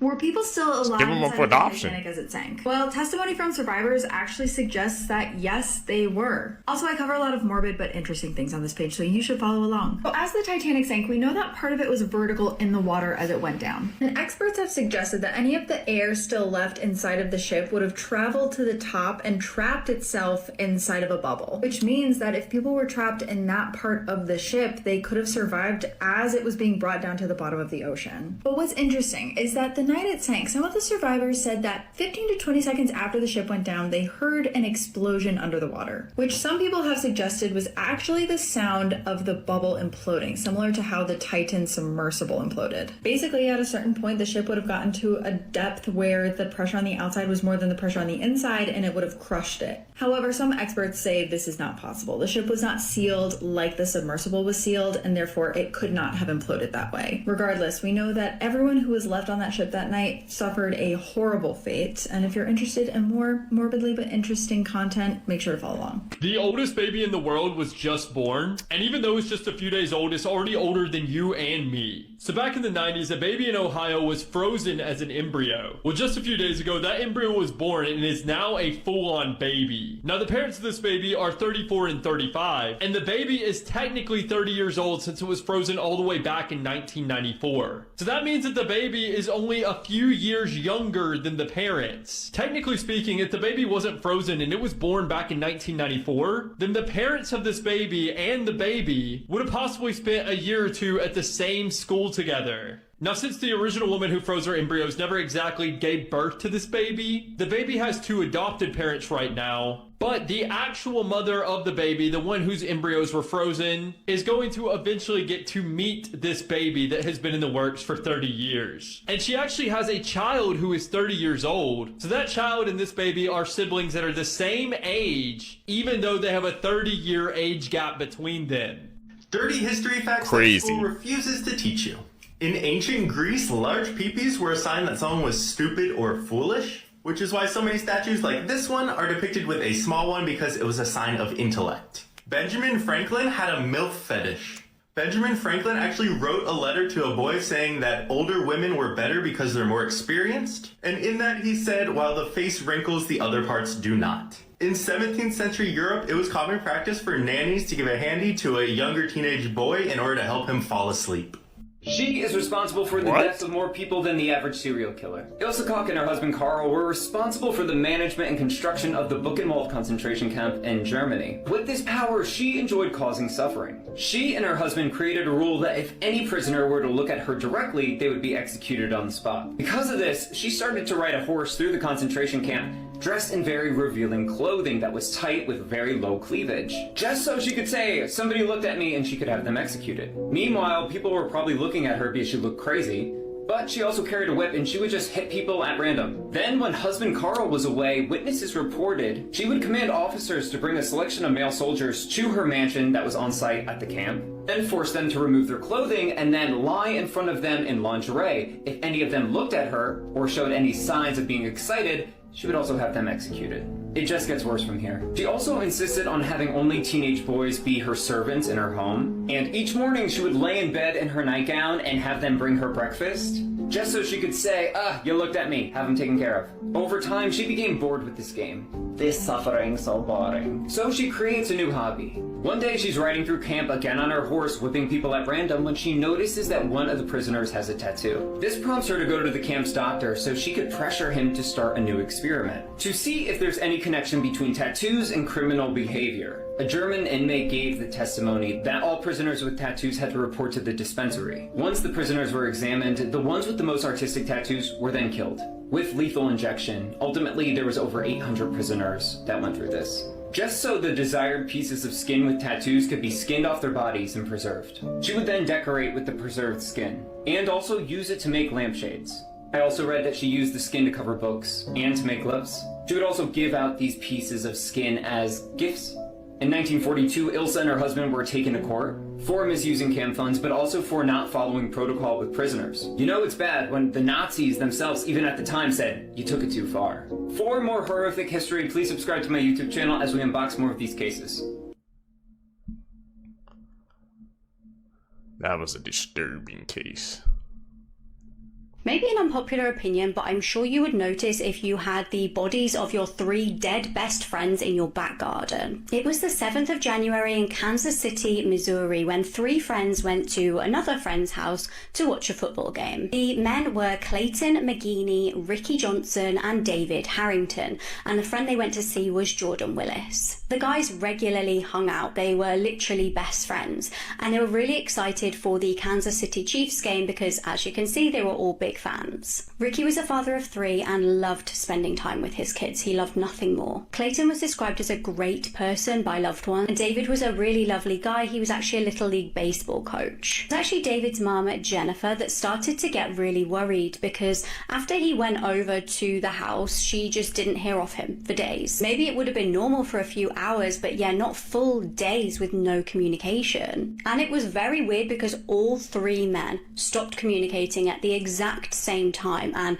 hadn't spoke to their family or friends. It was Clayton's fiance that finally ended up taking matters into her own hands and just driving over there to see what the hell was going on. She ended up driving over to Jordan's house and literally banging on his front door, desperate for any kind of answers. But eerily, there was no reply. What the hell had happened at this house? She then went round the back of the home, and that's when her whole world was turned upside down. She wanted to see if she she could obviously get a better look through a window or something, or get any idea what had gone on. When she entered the back garden, she was absolutely horrified. One of the men was dead on the back porch, and the two other were deceased in the back garden. They were all frozen. As you could see, it was really snowy at that point. So she rang police and they raced to the scene, and it was only once police actually arrived that they realised somebody was in the house. Jordan allegedly then came out of his bedroom and shortly after lawyered up.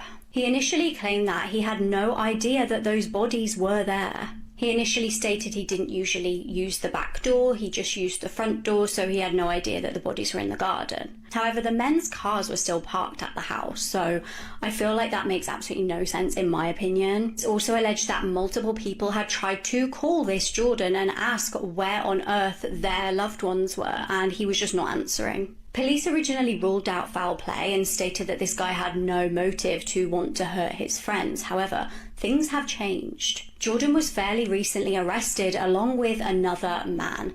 The deceased men's autopsies revealed they had illegal substances in their systems. Police allege that Jordan supplied these men with substances, along with a man named Blade Brown. That was obviously a nickname. His real name is Ivory Carson. Text messages allegedly reveal that Ivory had provided some substances to these men. Two witnesses also allegedly reported that Jordan had been seen passing around a dinner plate with substances on it to these men at his house. Both men are currently being held in jail.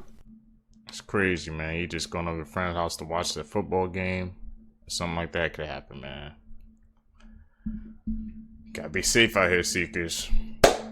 If you guys made it with me to the end of the video, you're a true seeker seeking the truth. I greatly appreciate the support. Make sure you guys like this video. Comment down below. Don't forget to follow me on my social medias. You guys gonna catch you in the next one, man. I'm out. Peace, YouTube. Let's seek the truth. Here are some facts that you probably didn't know that one day could save your life. Talk about it. If you ever have to eat crickets or similar insects, chew them. Do not swallow them alive. They have spines on their legs which can cling to your throat, blocking your airways, causing you to suffocate to death. If your water ever smells like cinnamon, do not drink it. People often use it to cover up the scent of poison. Everyone hates red eyes in photos, but if your pupils reflect white in a picture, it could be a sign that something is seriously wrong with your eyes, such as cataracts, retina problems, or even eye cancer. If there's ever a shirt or object on the windshield of your car, get in immediately without removing the object. This is a common method that kidnappers use to distract you from getting in your car. If you're ever scuba diving and a giant octopus tries to grab a hold of you, do not try to pry him off. The key to survival is to get him off of one of his anchor points like a rock or a pipe, because he can't pull you down without using the leverage from his anchor. Interesting. We find octopuses out here. Psychology hacks you need to know. If someone is trying to make you decide something in a hurry, they're probably giving you a bad deal. Walk away. If someone's starting to have a panic attack, start breathing loudly and regularly.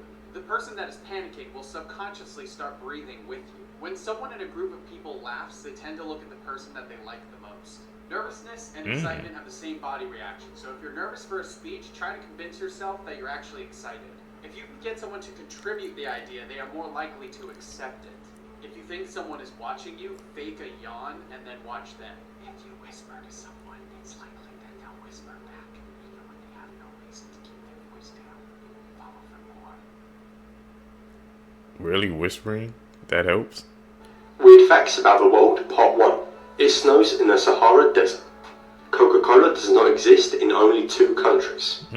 Colombia's brightest rainbow is in a river. You're always 7 years behind Ethiopia. What the hell? So what year is Ethiopia in there right now? Can someone please explain to me how a person can get stuck inside a turned-on walk-in oven? At around 9:30 p.m. on Saturday, police were called to this Walmart on Mumford Road in Halifax after a 19-year-old woman was found inside one of their walk-in ovens in the bakery section. Police say that the 19-year-old woman was already deceased when they arrived, and they're still investigating what happened. This Walmart has been closed since Saturday. I genuinely don't understand understand how someone can lock themselves inside a turned-on oven. If you have experience working with these walk-in ovens, please let me know how it works because I literally have no words. Her son vanished and was How found did that dead happen? 6 years later. In a disturbing twist, police now believe she has been murdered. Lola Carabiva is a 61-year-old woman described by loved ones as beautiful, kind, an amazing woman and a true friend. She was originally from Uzbekistan and didn't actually have any other relatives in the US apart from her husband, 65-year-old Vladimir. She was last seen alive on October the 12th at her house in Philadelphia. She'd just come back from a trip to Europe, which she had been really looking forward to, and neighbours believe she'd been away for roughly 2 or 3 weeks. She was reported missing and police immediately started looking into where the woman may be. The first port of call was her home, and after 2 unsuccessful searches, they finally had a breakthrough on the 3rd search. They made a horrifying discovery on the 16th of October. Her lifeless body was found wrapped in plastic and taped up in a wardrobe in her home. Police also discovered a dark stain on the floor which they believe may have been blood. So what could the motive be for this horrific murder and who could have committed it? Interestingly, police are looking into the possibility that an argument could have started between Vladimir and his wife. It's thought that this may have been around her late son. Now, the son disappeared back in 2004 and was then found dead 6 years later. He'd actually been out hiking and was tragically just 19 years old when he vanished. It's reported that the 12th of October would have been his birthday. Vladimir has been arrested and charged with abuse of a corpse, and although there's obviously suspicion surrounding him, he's not actually been charged with her murder as yet. Sola's cause of death is yet to be determined. Stories that Always sound look at the fake husband. are 100% true. In August 2010, a small passenger plane in the Democratic Republic of Congo was getting ready to take off. But just about 2 hours into their flight, tragedy struck. People living in a nearby town saw the plane plummet to the ground in a nosedive. There were 18 people aboard and only 1 survived the crash. Authorities couldn't determine what caused the plane to crash. The fuel tank was full and there wasn't anything wrong with the engine. But just 2 days after the crash took place, the lone survivor of the crash woke up from their coma and explained what happened. The man explained that towards the end of their flight, a flight attendant was checking in with the passengers when she suddenly freaked out and ran to the cockpit. The passengers on the plane began to look around to see what was wrong, and they immediately figured it out. Walking towards them from the back of the plane down the aisle was a live crocodile. What? Panicking, all of the passengers ran towards the front of the plane away from the animal. This caused a sudden shift of weight inside of the small plane, which led to them crashing. Don't bring crocodiles on planes. Who brought a crocodile on a plane? How did that even get past security or something like that? That's... If you heard that story, somebody told that story to you, like just walking, or you heard it, or like you said, you wouldn't believe it. That story doesn't even sound real at all. But it's true. It's pretty explanatory. Don't bring alligators on a plane or crocodiles. Bizarre and impossible things to be done. How is this possible? I'm calling cap on that. Or special effects.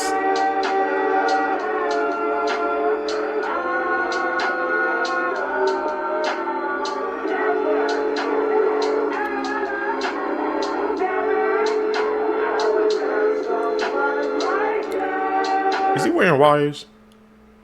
That's another possibility. Dirty facts about history that school probably didn't teach you. Part 19. Oscar Wilde was once quoted saying that he was addicted to giving top and said that it greatly inspired him as a writer. The first ever pregnancy test involved injecting a woman's urine directly into a female frog's skin. And if the woman was pregnant, a few hours later, the frog would lay eggs. Paul Revere would ride from Boston to Newport to cheat on his wife. No, babe, the redcoats are actually coming this time. In 1955, the KGB tried to blackmail the president of Indonesia with video footage of him making love with a Russian woman disguised as a flight attendant. However, this backfired because the president did not care and requested the tape so he could flex on his friends back home. Giving someone the finger actually dates back 2,000 years, and it used to mean that you were threatening someone with sex. So while today it means you, back then it meant I'm going to fuck you. Here are some humans that have actual superpowers. So Stephen Wiltshire is an autistic artist who can draw an entire cityscape inclusive of all architectural details from his memory after only seeing it once. And speaking of superior memory, Rebecca Sharrock is a woman who can remember with fine detail every day of her entire life. Ben Underwood was a young boy who had sonar vision, meaning that he used echolocation like a bat to interact with the world around him, playing basketball and video games using only sound. Joe Cameron has a genetic mutation that doesn't allow her to feel any kind of pain, whether it's mental or physical, allowing her to burn herself on a stove for minutes at a time without realizing what's happening. Ty Nagak is an 80-year-old Vietnamese man who hasn't slept in 50 years after contracting a fever, and now he just works through the night without ever getting sleepy. Dean Karnazes is able to work past physical exhaustion and has once ran for 350 miles in a row without sleep for 3 days, and as a result, scientists have concluded that he could run until he died of old age. And finally, Wim Hof is able to withstand freezing temperatures and exposure to direct ice for periods of time that medical experts didn't believe were possible, like this 1.5-hour ice bath. Pretty cool, right? Money facts that will blow. People like that always freaking blow my mind, man. He stood in that ice bath in the Arctic water for like over an hour. I even hate being in the cold in like a minute or something like that. So they definitely have some special abilities, man. Crazy. Tell me down below, man. What ability would you guys seekers get if you could have any? Blow your mind. Content creators on OnlyFans made more money than all of the NBA players combined. What? Brennan Kopp has made more in 3 years than Klay Thompson has in his recent 3-year NBA contract. If you've been subscribed to Netflix since 2007, you've paid them almost $2,000. If you had instead invested that $2,000 into Netflix back then, you would have over $350,000 today. Paul Walker secretly bought a $9,000 engagement ring for an Iraq veteran that he overheard in a jewelry store telling his soon-to-be wife that he wasn't going to be able to afford it. Disney spends $50 million a year on fireworks. That's over $130,000 a night. Amazon will lose over $1 billion a year if it went 1 second slower. These are the average retirement savings in the United States by age group. The average for under 35 is $50,000. Average by the time you're 65 is over $600,000. The New York Stock Exchange is owned by a company named Intercontinental Exchange, which has its stock listed on the New York Stock Exchange. That New York Stock Exchange and that other stock exchange, that looks like some weird things going on, bro. Can't they just like mess with the numbers or something like that? If you really think about it.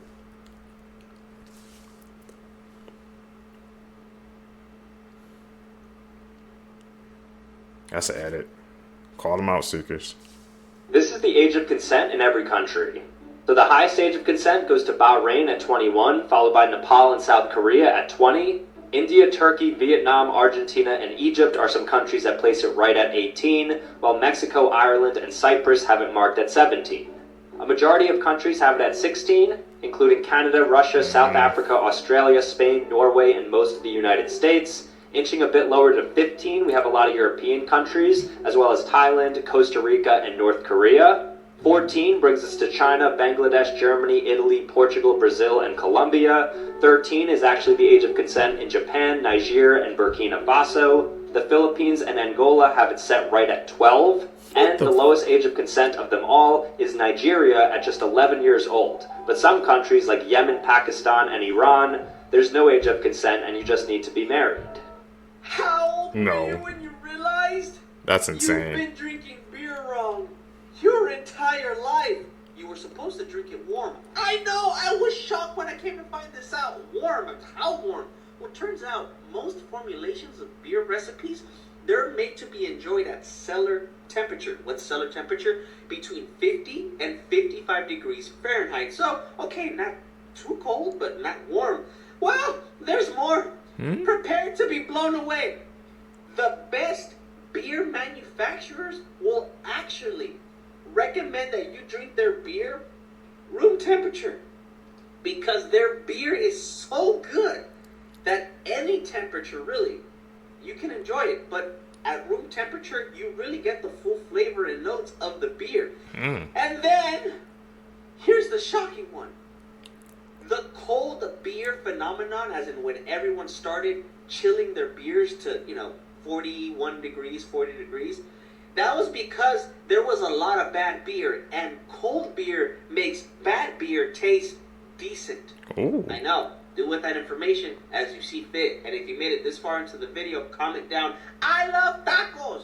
So I know that you made it to the end of the video. Comment tacos.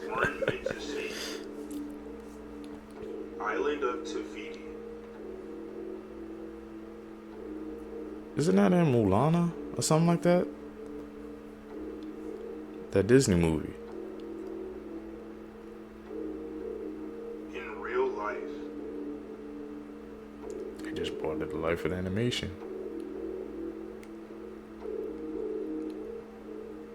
You see the similarities, you can see it. You see the grooves right there.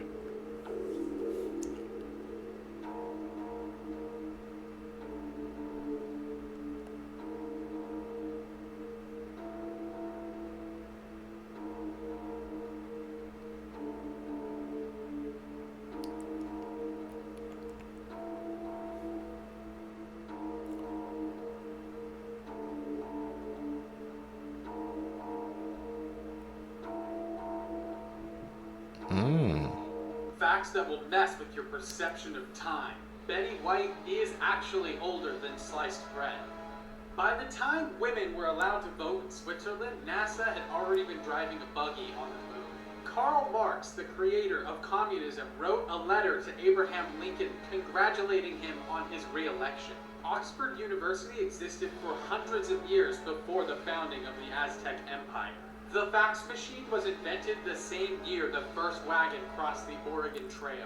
The Ottoman Empire still existed the second to last time the Chicago Cubs won the World Series. That means that Turkey was not founded as a country until 15 years later. Star Wars came out the same year that the last guillotine execution was used in France. Follow for more. Those possessions of times will mess you up. I'm Gonna Ruin Your Childhood Part 13. Carl died in the beginning of the movie Up. And Russell is his guardian angel, trying to help him cross into heaven. Maybe that's why he had dreams of all of his memories with his wife. But what if Russell isn't just any guardian angel? What if he's Carl and Ellie's miscarried kid? Russell wasn't trying to earn a badge, he was trying to earn his wings. They put things into Please, perspective. I need your help. Can anybody tell me the name of this movie? I see you. Sister, may we help you? You just lost the element of surprise, demon. Sister, this is a pre-trial hearing. We're going to have to ask you to sit down, officer. I'm fine, Your Honor. No recess needed. He's the evil coming to New York. Let me adjust the microphone for you. Now turn. How's that? Mandela effects that will alter your perception of reality. Part 1.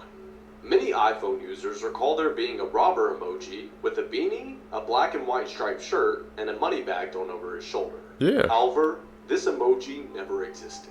In Star Wars Episode 5, The Empire Strikes Back, Darth Vader does not say the words, "Luke, I am your father." He actually says this. No. I am your father. There was never a Disney intro where Tinkerbell dotted the I in Disney with her wand. Curious George does not have a tail. He never did. And Pikachu never had a black tip at the end of his. The Fruit of the Loom logo does not have a cornucopia. And if you look at the logo's 130-year history, not once did it have a cornucopia in it. And contrary to popular belief, I was never verified on TikTok. But drop a follow and maybe this one will become a reality. Carlos Rodriguez right here killed Never Zoe know. Campos right here because he was hallucinating and thought that she was a demon. He even sent a handwritten letter to detail the killing in 2013 and why he did it. He admitted that he was wrong and he wanted everyone to know the truth 5 to 6 years later. He stated he's not a murderer, he just committed a reckless act. That reckless act happened to be murder though. He said he was hallucinating after smoking some sort of synthetic marijuana. He started losing track of time and hallucinating, seeing Zoe as a demon. Fast forward 5 years after that incident, in 2018 and early 2019, that's when her skeletal remains were found. He also stated in his letter, as soon as she started to laugh, he heard a demonic scream and her face started to melt, according to him. That's when he snapped and started choking her, or what he thought was a demon at least. He claimed he wasn't in the right state of mind, however, he knew he was wrong in this instance. Now, Carlos ended up pleading guilty on August 15th of 2022. Because of the actions and the murder, he is facing life in prison for this. There's no way around this. Let me know your thoughts about this case in the comment section below, guys. Stay away from drugs, man. That's also a message. That really, like they said, it alters your mind, makes you see things that aren't there. Warps your perspective. I stay away from stuff like that always.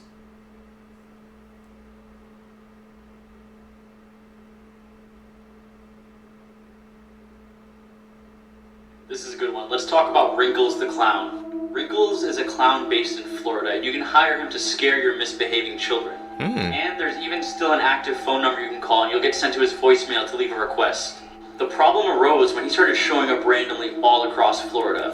Kids were reporting a clown would follow them home, even at night. There are several videos of people seeing Wrinkles the Clown outside of their house staring at them through the window. And there were also reports of him being on playgrounds waiting for children.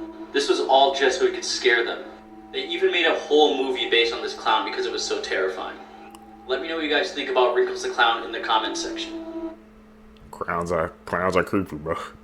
Like that's dead. Here's something no one's talking about. Trees and land absorbed almost no CO2 last year. And the consequences of that is not just devastating, but it's something most scientists haven't even factored in to their climate models. I mean, just look at what's happening in Finland. You see, humans emit a bunch of carbon into the atmosphere each year, but thankfully about half of all of our emissions is absorbed by the planet's oceans, forests, soils, and other natural carbon sinks. And carbon sinks being a phrase that scientists use to describe something that absorbs more carbon than it releases. But shockingly, this preprint study found that in 2023, Earth's land as a CO2 sink almost dropped to a net zero, the lowest it's been in over 2 decades. And it also showed that because of that drop, and we'll get into the reasons why, the ocean actually increased in CO2 absorption to compensate. And while that absorption plays a critical role, it also presents several dangers. One of which we just saw with Hurricane Helene in Milton, because the more carbon the ocean absorbs, the warmer they become, which then contributes to more and more extreme weather events. And what's happening in Finland is one of the craziest examples of this. WSTUB. They have one of the most ambitious net zero targets in the world, with aims to reach that target roughly 15 years ahead of other European countries. But despite cutting emissions by a massive 43% across all other sectors, because the amount of CO2 that their forests absorb in particular has declined by a staggering 90% from 2009 to 2022, Finland's net emissions are about the same levels as they were in the 1990s. It's as if nothing happened for 30 years. And this paper cited similar declines in regions around the world, like Europe, North America, and Southeast Asia, but most severely affected the Amazon rainforest. Shockingly, a severe drought towards the end half of 2023 caused the region to switch from being a carbon sink to becoming a net carbon source. Now honestly, the truth as to why this is happening is not fully understood, but 2023 was the hottest year on record, and researchers at least currently believe that these declines are primarily attributed to droughts, wildfires, and heat waves. Hopefully what happened in 2023 could be temporary and we could see a bounce back, and they say it is critical we do, because any hope of reaching net zero is impossible without nature. This is all. That's crazy to think about it. Maybe that's why all those like hurricanes, like I said, was the one I had in Florida, like Hurricane Milton and stuff, is because the ocean is absorbing too much CO2. We gotta take care of our planet, man. We don't want bad things to happen to it. That's crazy, especially about the fact about Finland. Like, they did all that work and it made it seem like it was for nothing. Library room in the Conjuring house. It actually used to be Roger Perrin's bedroom, the father of the Perrin family, and he supposedly suffered multiple demonic attacks and even saw the ghost of the witch Bathsheba in this room. The current owners of the home have also seen this book fly off the shelf. I would stay out of that home. This is your Cuero Agua, Simple. one of the creepiest execution videos in the world explained. The video that I'm about to explain is about 30 seconds long, and it's the creepiest and one of the most disturbing videos out there. And whatever you do, don't go searching for it. The video begins with a suspected cartel member with his face completely flayed and skinned, and he is still alive. Now, you don't see this happening, but you do see the aftermath. All of the skin on his face has been completely removed. Nothing that resembles facial features are there anymore. No skin, no lips, no eyelids, absolutely nothing. This video almost doesn't look real, but it has been confirmed to be 100% real. It almost looks like and feels like an 80s slasher film. Throughout the video, it's just his captors mocking him and having a good time enjoying the pain they inflicted on him. They ask him questions throughout the video like, do you want water? Which the victim replies, yo quiero agua, which means I want water. The captors continue to just mock and mess with the victim throughout the whole video. It also looks like they skinned some of his chest off too, which I can't even imagine the pain. Now, the video is gory and hard to watch, but that's not really what makes this video disturbing. The video is just honestly extremely creepy. For example, how the guy looks after his face was skinned. The best way I could describe it is that his face was stuck in a constant grin, but he has no face. It's almost like they cut off his face in a way to make him smile permanently. I don't know, it's hard to explain, but it's an extremely messed up visual.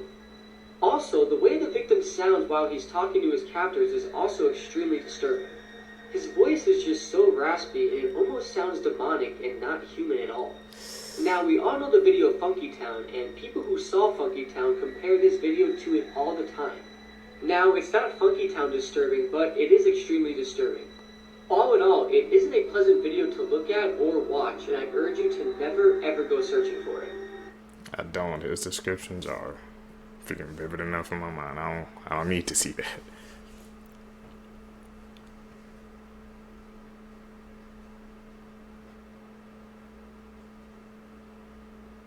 It looks like an edit.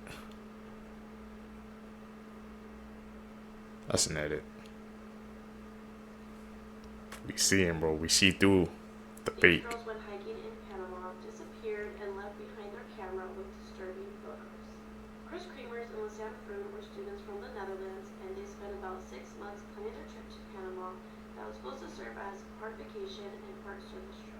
They planned on spending some time hiking, touring, volunteering with local children, teaching arts and crafts, and learning Spanish. Lisanne and Chris have been hiking around the Panamanian jungle for the last 2 weeks as part of a backpacking mission trip. They intended to stay for the next 4 weeks with a host family to volunteer at a local school. However, when they waved goodbye to their host family at 11 a.m. on April 1st, they were never seen again.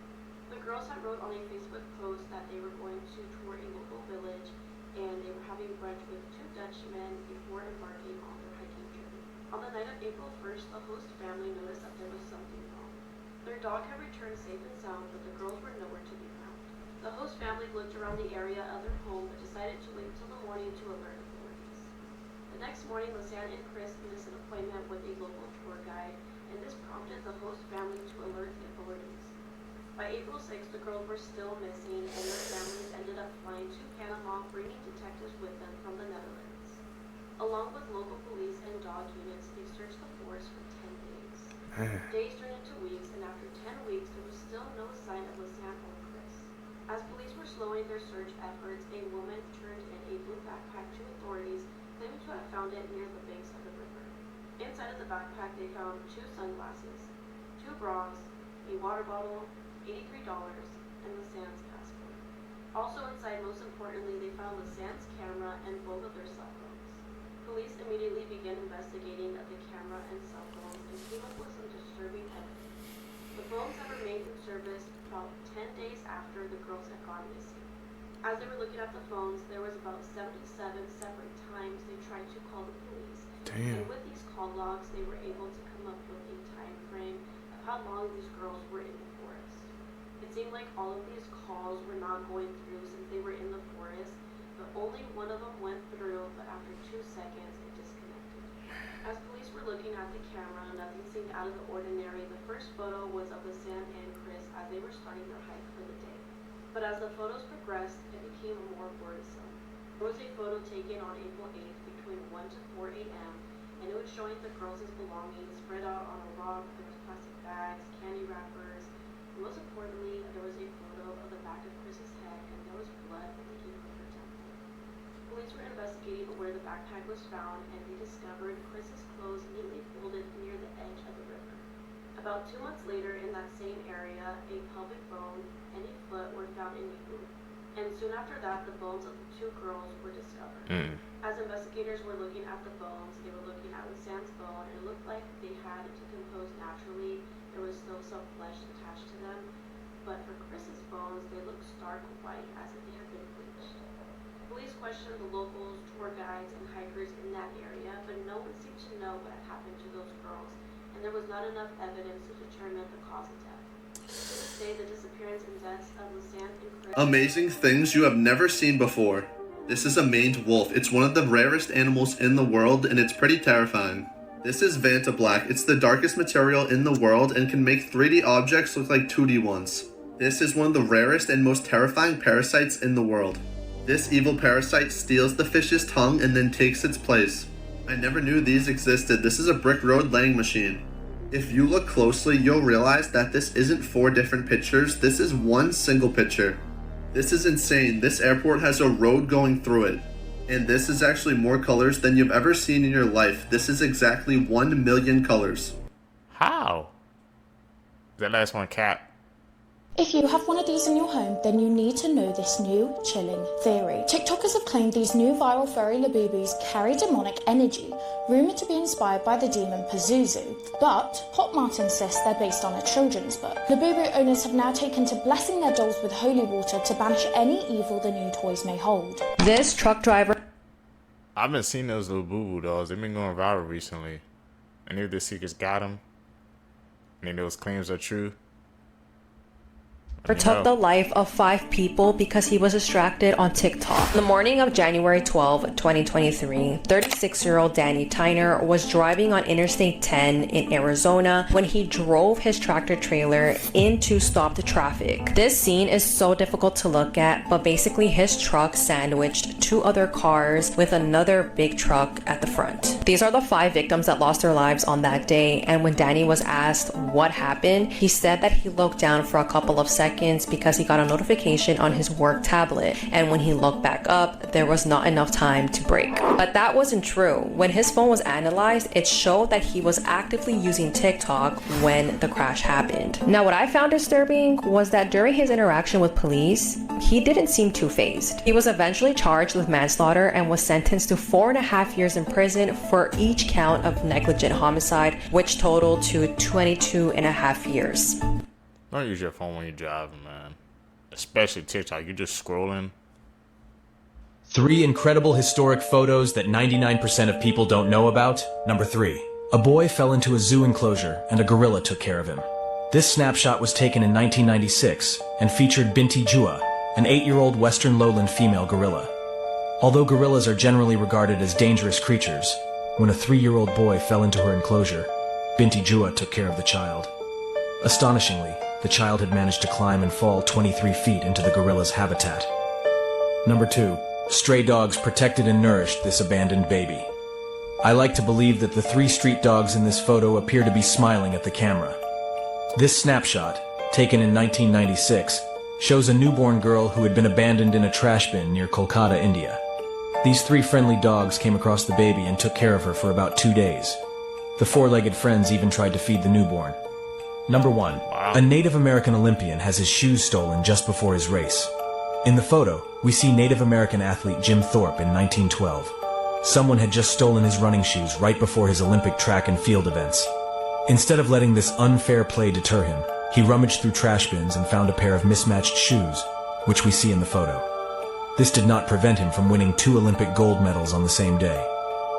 1 in a Million, Part 7. On the right is the facial reconstruction of a 9,000-year-old skeleton that was found in a cave in Cheddar, England. His DNA was tested, and researchers found that a living relative was teaching history class only a half-mile away from the site, linking back 300 generations.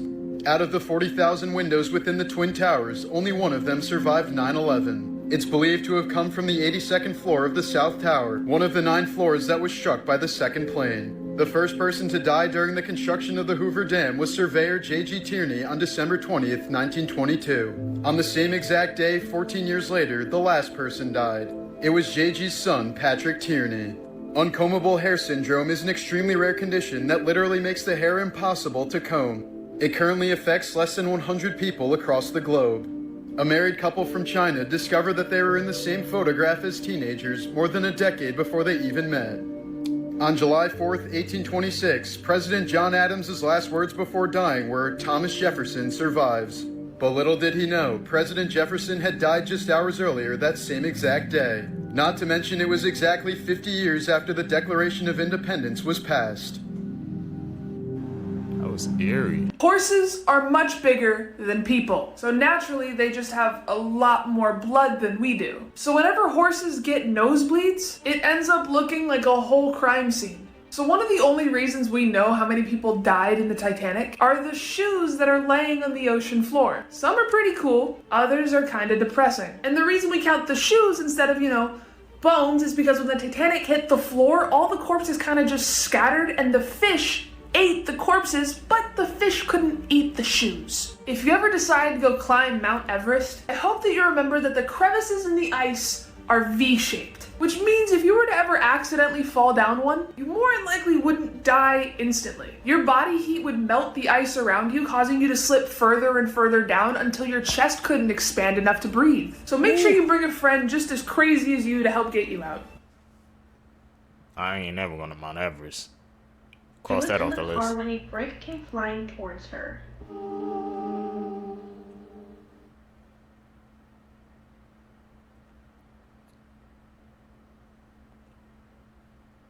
In 2012, 29-year-old Olga Gaikovich was riding in the passenger seat with her family. They were driving down a road in Russia just like any other day. Their car had a dash cam, not knowing what it was about to capture. In the video, a semi-truck passes by the family's car when a brick is seen flying in the air going towards Olga. The brick smashes the window and hits Olga in the head. Everyone in the car is screaming while Olga has been knocked out by that brick. Olga was rushed to the hospital but later died from her injuries. This is your reminder to be safe on the road and always be observant. Who threw that brick? Is your school spying on you? I'd put money down and say that your school gave you a laptop to use for your studies. If so, open up Google Chrome on your computer and type in Chrome://policy. This is going to allow you to see what your admin, aka your school, has allowed on the device. If you open it up and there's nothing there, that is a good sign. But if some policies actually pop up, you're going to want to click these link out buttons to see what the policies actually mean. When you click on that, if there's anything related to video capture allowed or screen record allowed, your school is watching everything you do. I'd recommend covering that webcam up. I never even thought about that before. When, schools being nice, I remember when they was handing out all these laptops for the kids to use. They have another freaking purpose, man. That's crazy, man. Those backdoor systems they can put on the laptops. The World's Most Dangerous Conspiracy Theories, Season 2. This picture represents conspiracy theories from the most well-known to the darkest. Some of these theories say that once you learn the truth, there's no return. For this series, we're going to be picking a couple from each category until we reach Tier 10, the point of no return. Alright, Season 2, welcome to Tier 1. Today we're going to be talking about Ouija boards. A Ouija board is a board printed with numbers, letters, and symbols in hopes of communicating with the dead. The history of the Ouija board is just as mysterious as the game itself. A woman named Helen Peters claimed to be a very strong psychic and actually invented the board herself. Eventually, Helen Peters' brother-in-law named Elijah wanted to get these things patented so that he could sell these everywhere. Helen Peters and Elijah traveled everywhere trying to get this patent, but the offices said they couldn't release a patent unless they had proof of it working. But consequently, nobody in these offices wanted to even get close to the board for unknown reasons. Until one day they traveled to Washington, D.C., and the chief of patent walked in the room and said, "You don't know me and I don't know you." Then he said, "If this board can tell me my name, I will sign the patent for you right now." The board apparently spelled the man's name. He walked out of the office, looked at Helen Peters and said, "You got your patent." Years later, Helen Peters and Elijah had a falling out, and Helen said she no longer wanted anything to do with this board. Elijah, on the other hand, continued selling these boards until one day he fell off of a 3-story building. He actually survived the fall, and some bystanders saw his body laying in the road. They picked him up, put him in the car, and they hit a bump in the road, and his broken rib pierced through his heart. After that, the family sold the rights to the board, and all the way up until Helen Peters' death, her last words is, "Do not play the Ouija board, it lies." And now you can buy a Ouija board from any store, and they're marketed to children. So the question remains, are these boards just a hoax, or was Helen Peters trying to warn us of something much darker? Make sure to like and follow for Tier 2. Here's some horror movie fates that are even worse than being sewn into a human centipede. Because just when you thought you've seen it all, I'm here to bring you the worst of the worst. I don't really see a lot of people talking about this, but there's one scene in this movie that still haunts me, and it's been years since I saw it. Wrong Turn from 2021 is about a group of friends who go hiking in the Appalachian Mountains. And there they encounter a cult called the Foundation, and this cult has a very unique justice system. And the scene that I'm talking about is how this cult chooses to punish people who commit crimes such as trespassing or even lying. One of the characters in this movie is sentenced to darkness, which is a punishment that is worse than death. And basically what that means is that their eyes and ears are burned out with a hot poker and their tongue is ripped out of their mouths. These people are then kept alive and thrown into a dark cave where they live the rest of their lives in silence and darkness. You literally see all of this happen in the movie, so that definitely traumatized me a little bit. But if you're into body horror, this movie will definitely give it to you. This is the 7th movie in the Wrong Turn franchise, but you don't really need to watch the other movies to watch this, it'll still make sense. A part of me kind of wishes that it was a standalone movie and had nothing to do with the rest of the lore, but overall I did like it. Let me know if you've seen any movies that you think are even more disturbing than the human centipede, and follow for more horror and movie content every single day. In Spain, they say if you hear a sack dragging after midnight, it's already too late.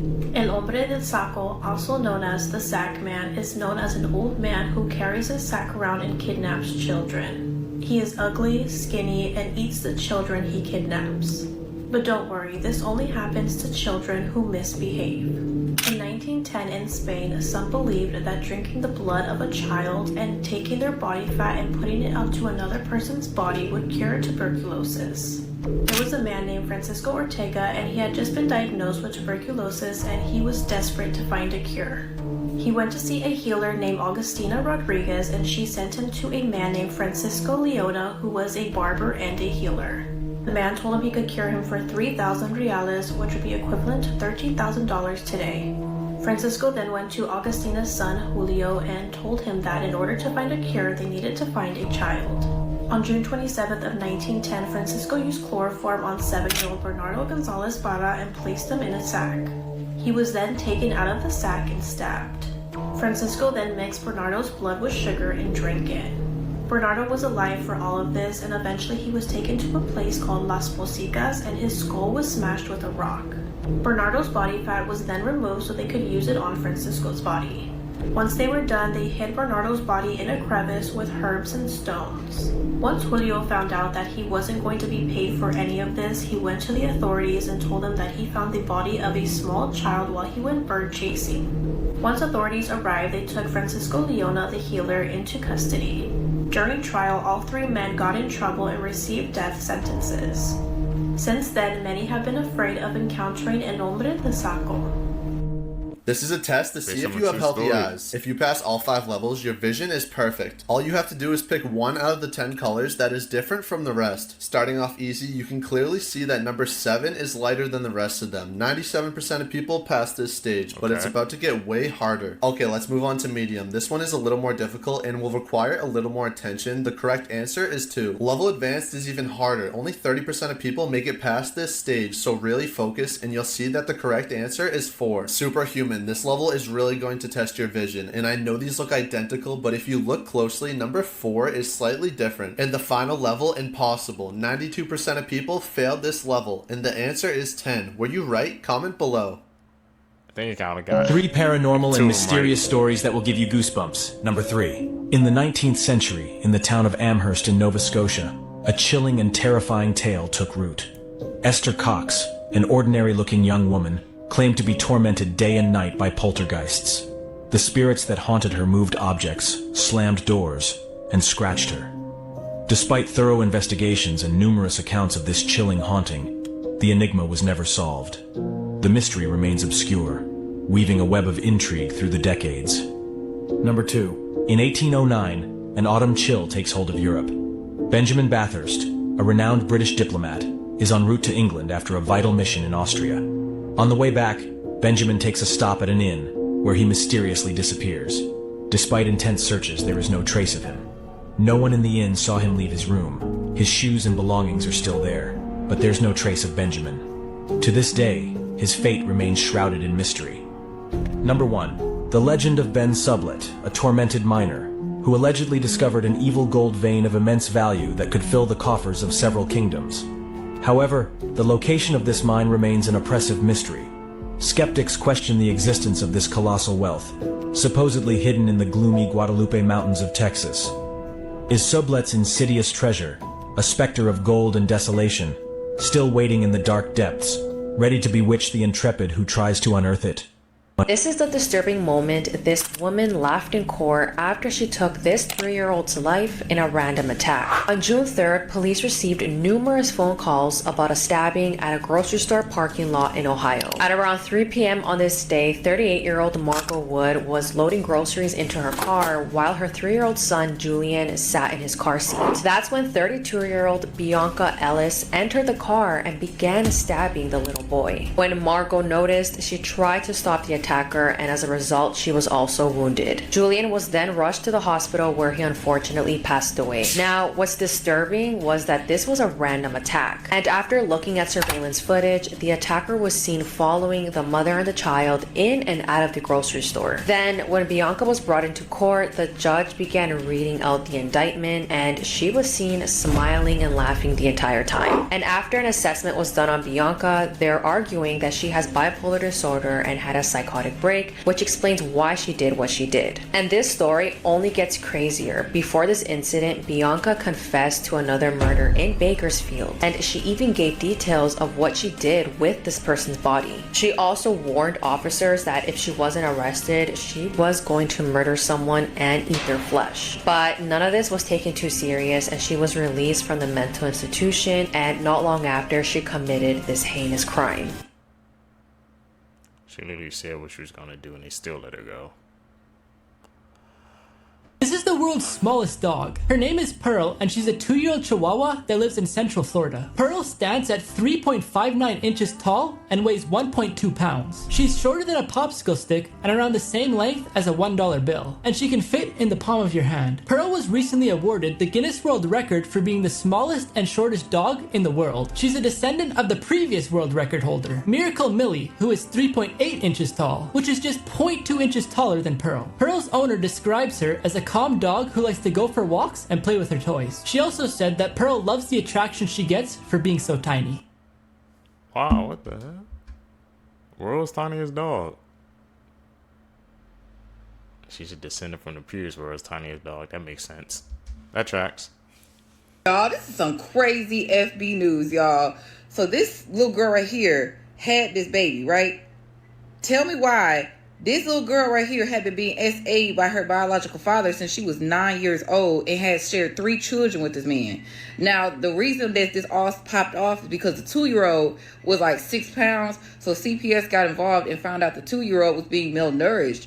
And they got involved, and then they did some tests, and they realized that all 3 of the children belonged to her and the biological father. Now she's currently 21 years old, and allegedly everybody in the family knew about this. The grandma knew, the grandpa knew, everybody knew. This is some sweet home Alabama BS, because I don't understand how nobody told what was going on to anybody, to CPS. The 9-year-old tried advocating for herself and telling CPS what was going on, but they did not listen to her, nor did they believe her. Now, they did a DNA ancestral test and said that the 16-year-old and 38-year-old were related. That was her biological father. She is currently 21 years old. And it says at the time they were living at the same residence.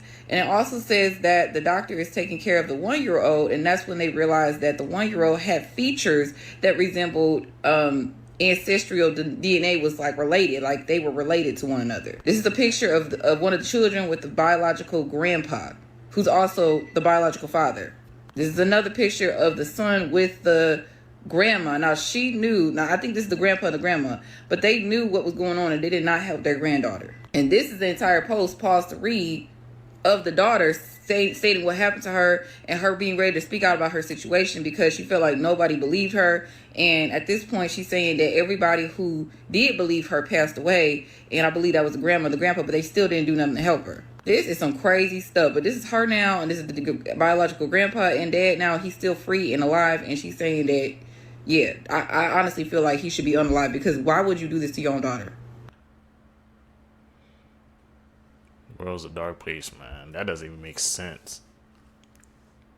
Carla Faye Tucker was sentenced to death for murdering 2 people with a pickaxe. And for years, that was the end of her story. Until something happened. Carla Faye Tucker was born again. While she was in prison, she became a devout Christian. She renounced violence. She became a model inmate. She even married a minister. So Carla Faye Tucker made the transition from a child being sold to men by her mother to a cold-blooded killer to a born-again Christian. And that was inspiring to a lot of people. I was forgiven, and I experienced that forgiveness. It freed me up inside to soar. Soon her case didn't really become about her very ugly crime. It was about redemption. Carla's dramatic religious transformation garnered her a lot of support within the Christian community, including televangelist Pat Robertson, and he usually championed tough-on-crime policies, but even he fought for clemency for her. The argument made by Carla Faye Tucker's supporters was this: the Carla Faye Tucker who committed these crimes no longer exists, so does she still deserve to die for it? It's definitely a thinker. It poses questions about justice, mercy. Is the goal of a prison sentence to punish or to rehabilitate? But here's the kicker. The problem with mercy in the legal system is that it's rarely about fairness. The question also needs to be asked about why Carla received the international sympathy she did, when many others on death row never did. Like, is it genuinely because she was rehabilitated, or was it because she was a soft-spoken, pretty white woman who fit the mold of someone worthy of mercy? On the other side, the families of Carla Faye Tucker's victims had their own questions. Like, why did Carla deserve mercy when she didn't have any for Jerry Dean or Deborah Thornton? By 1998, Carla Faye Tucker had been on death row for 14 years and had exhausted all of her appeals, meaning the only thing that could save her from being executed was being pardoned by the governor of Texas, who at the time was George W. Bush. He said no. He said she was found guilty by a jury of her peers, and it's their job to enforce the laws. So Carla Faye Tucker was executed by lethal injection on February 3rd, 1998.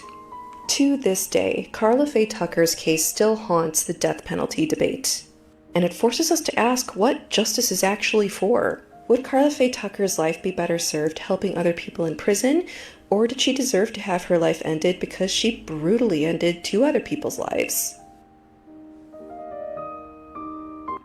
The ever ongoing debate. I think that's going to be debated to the end of time. Sad but true.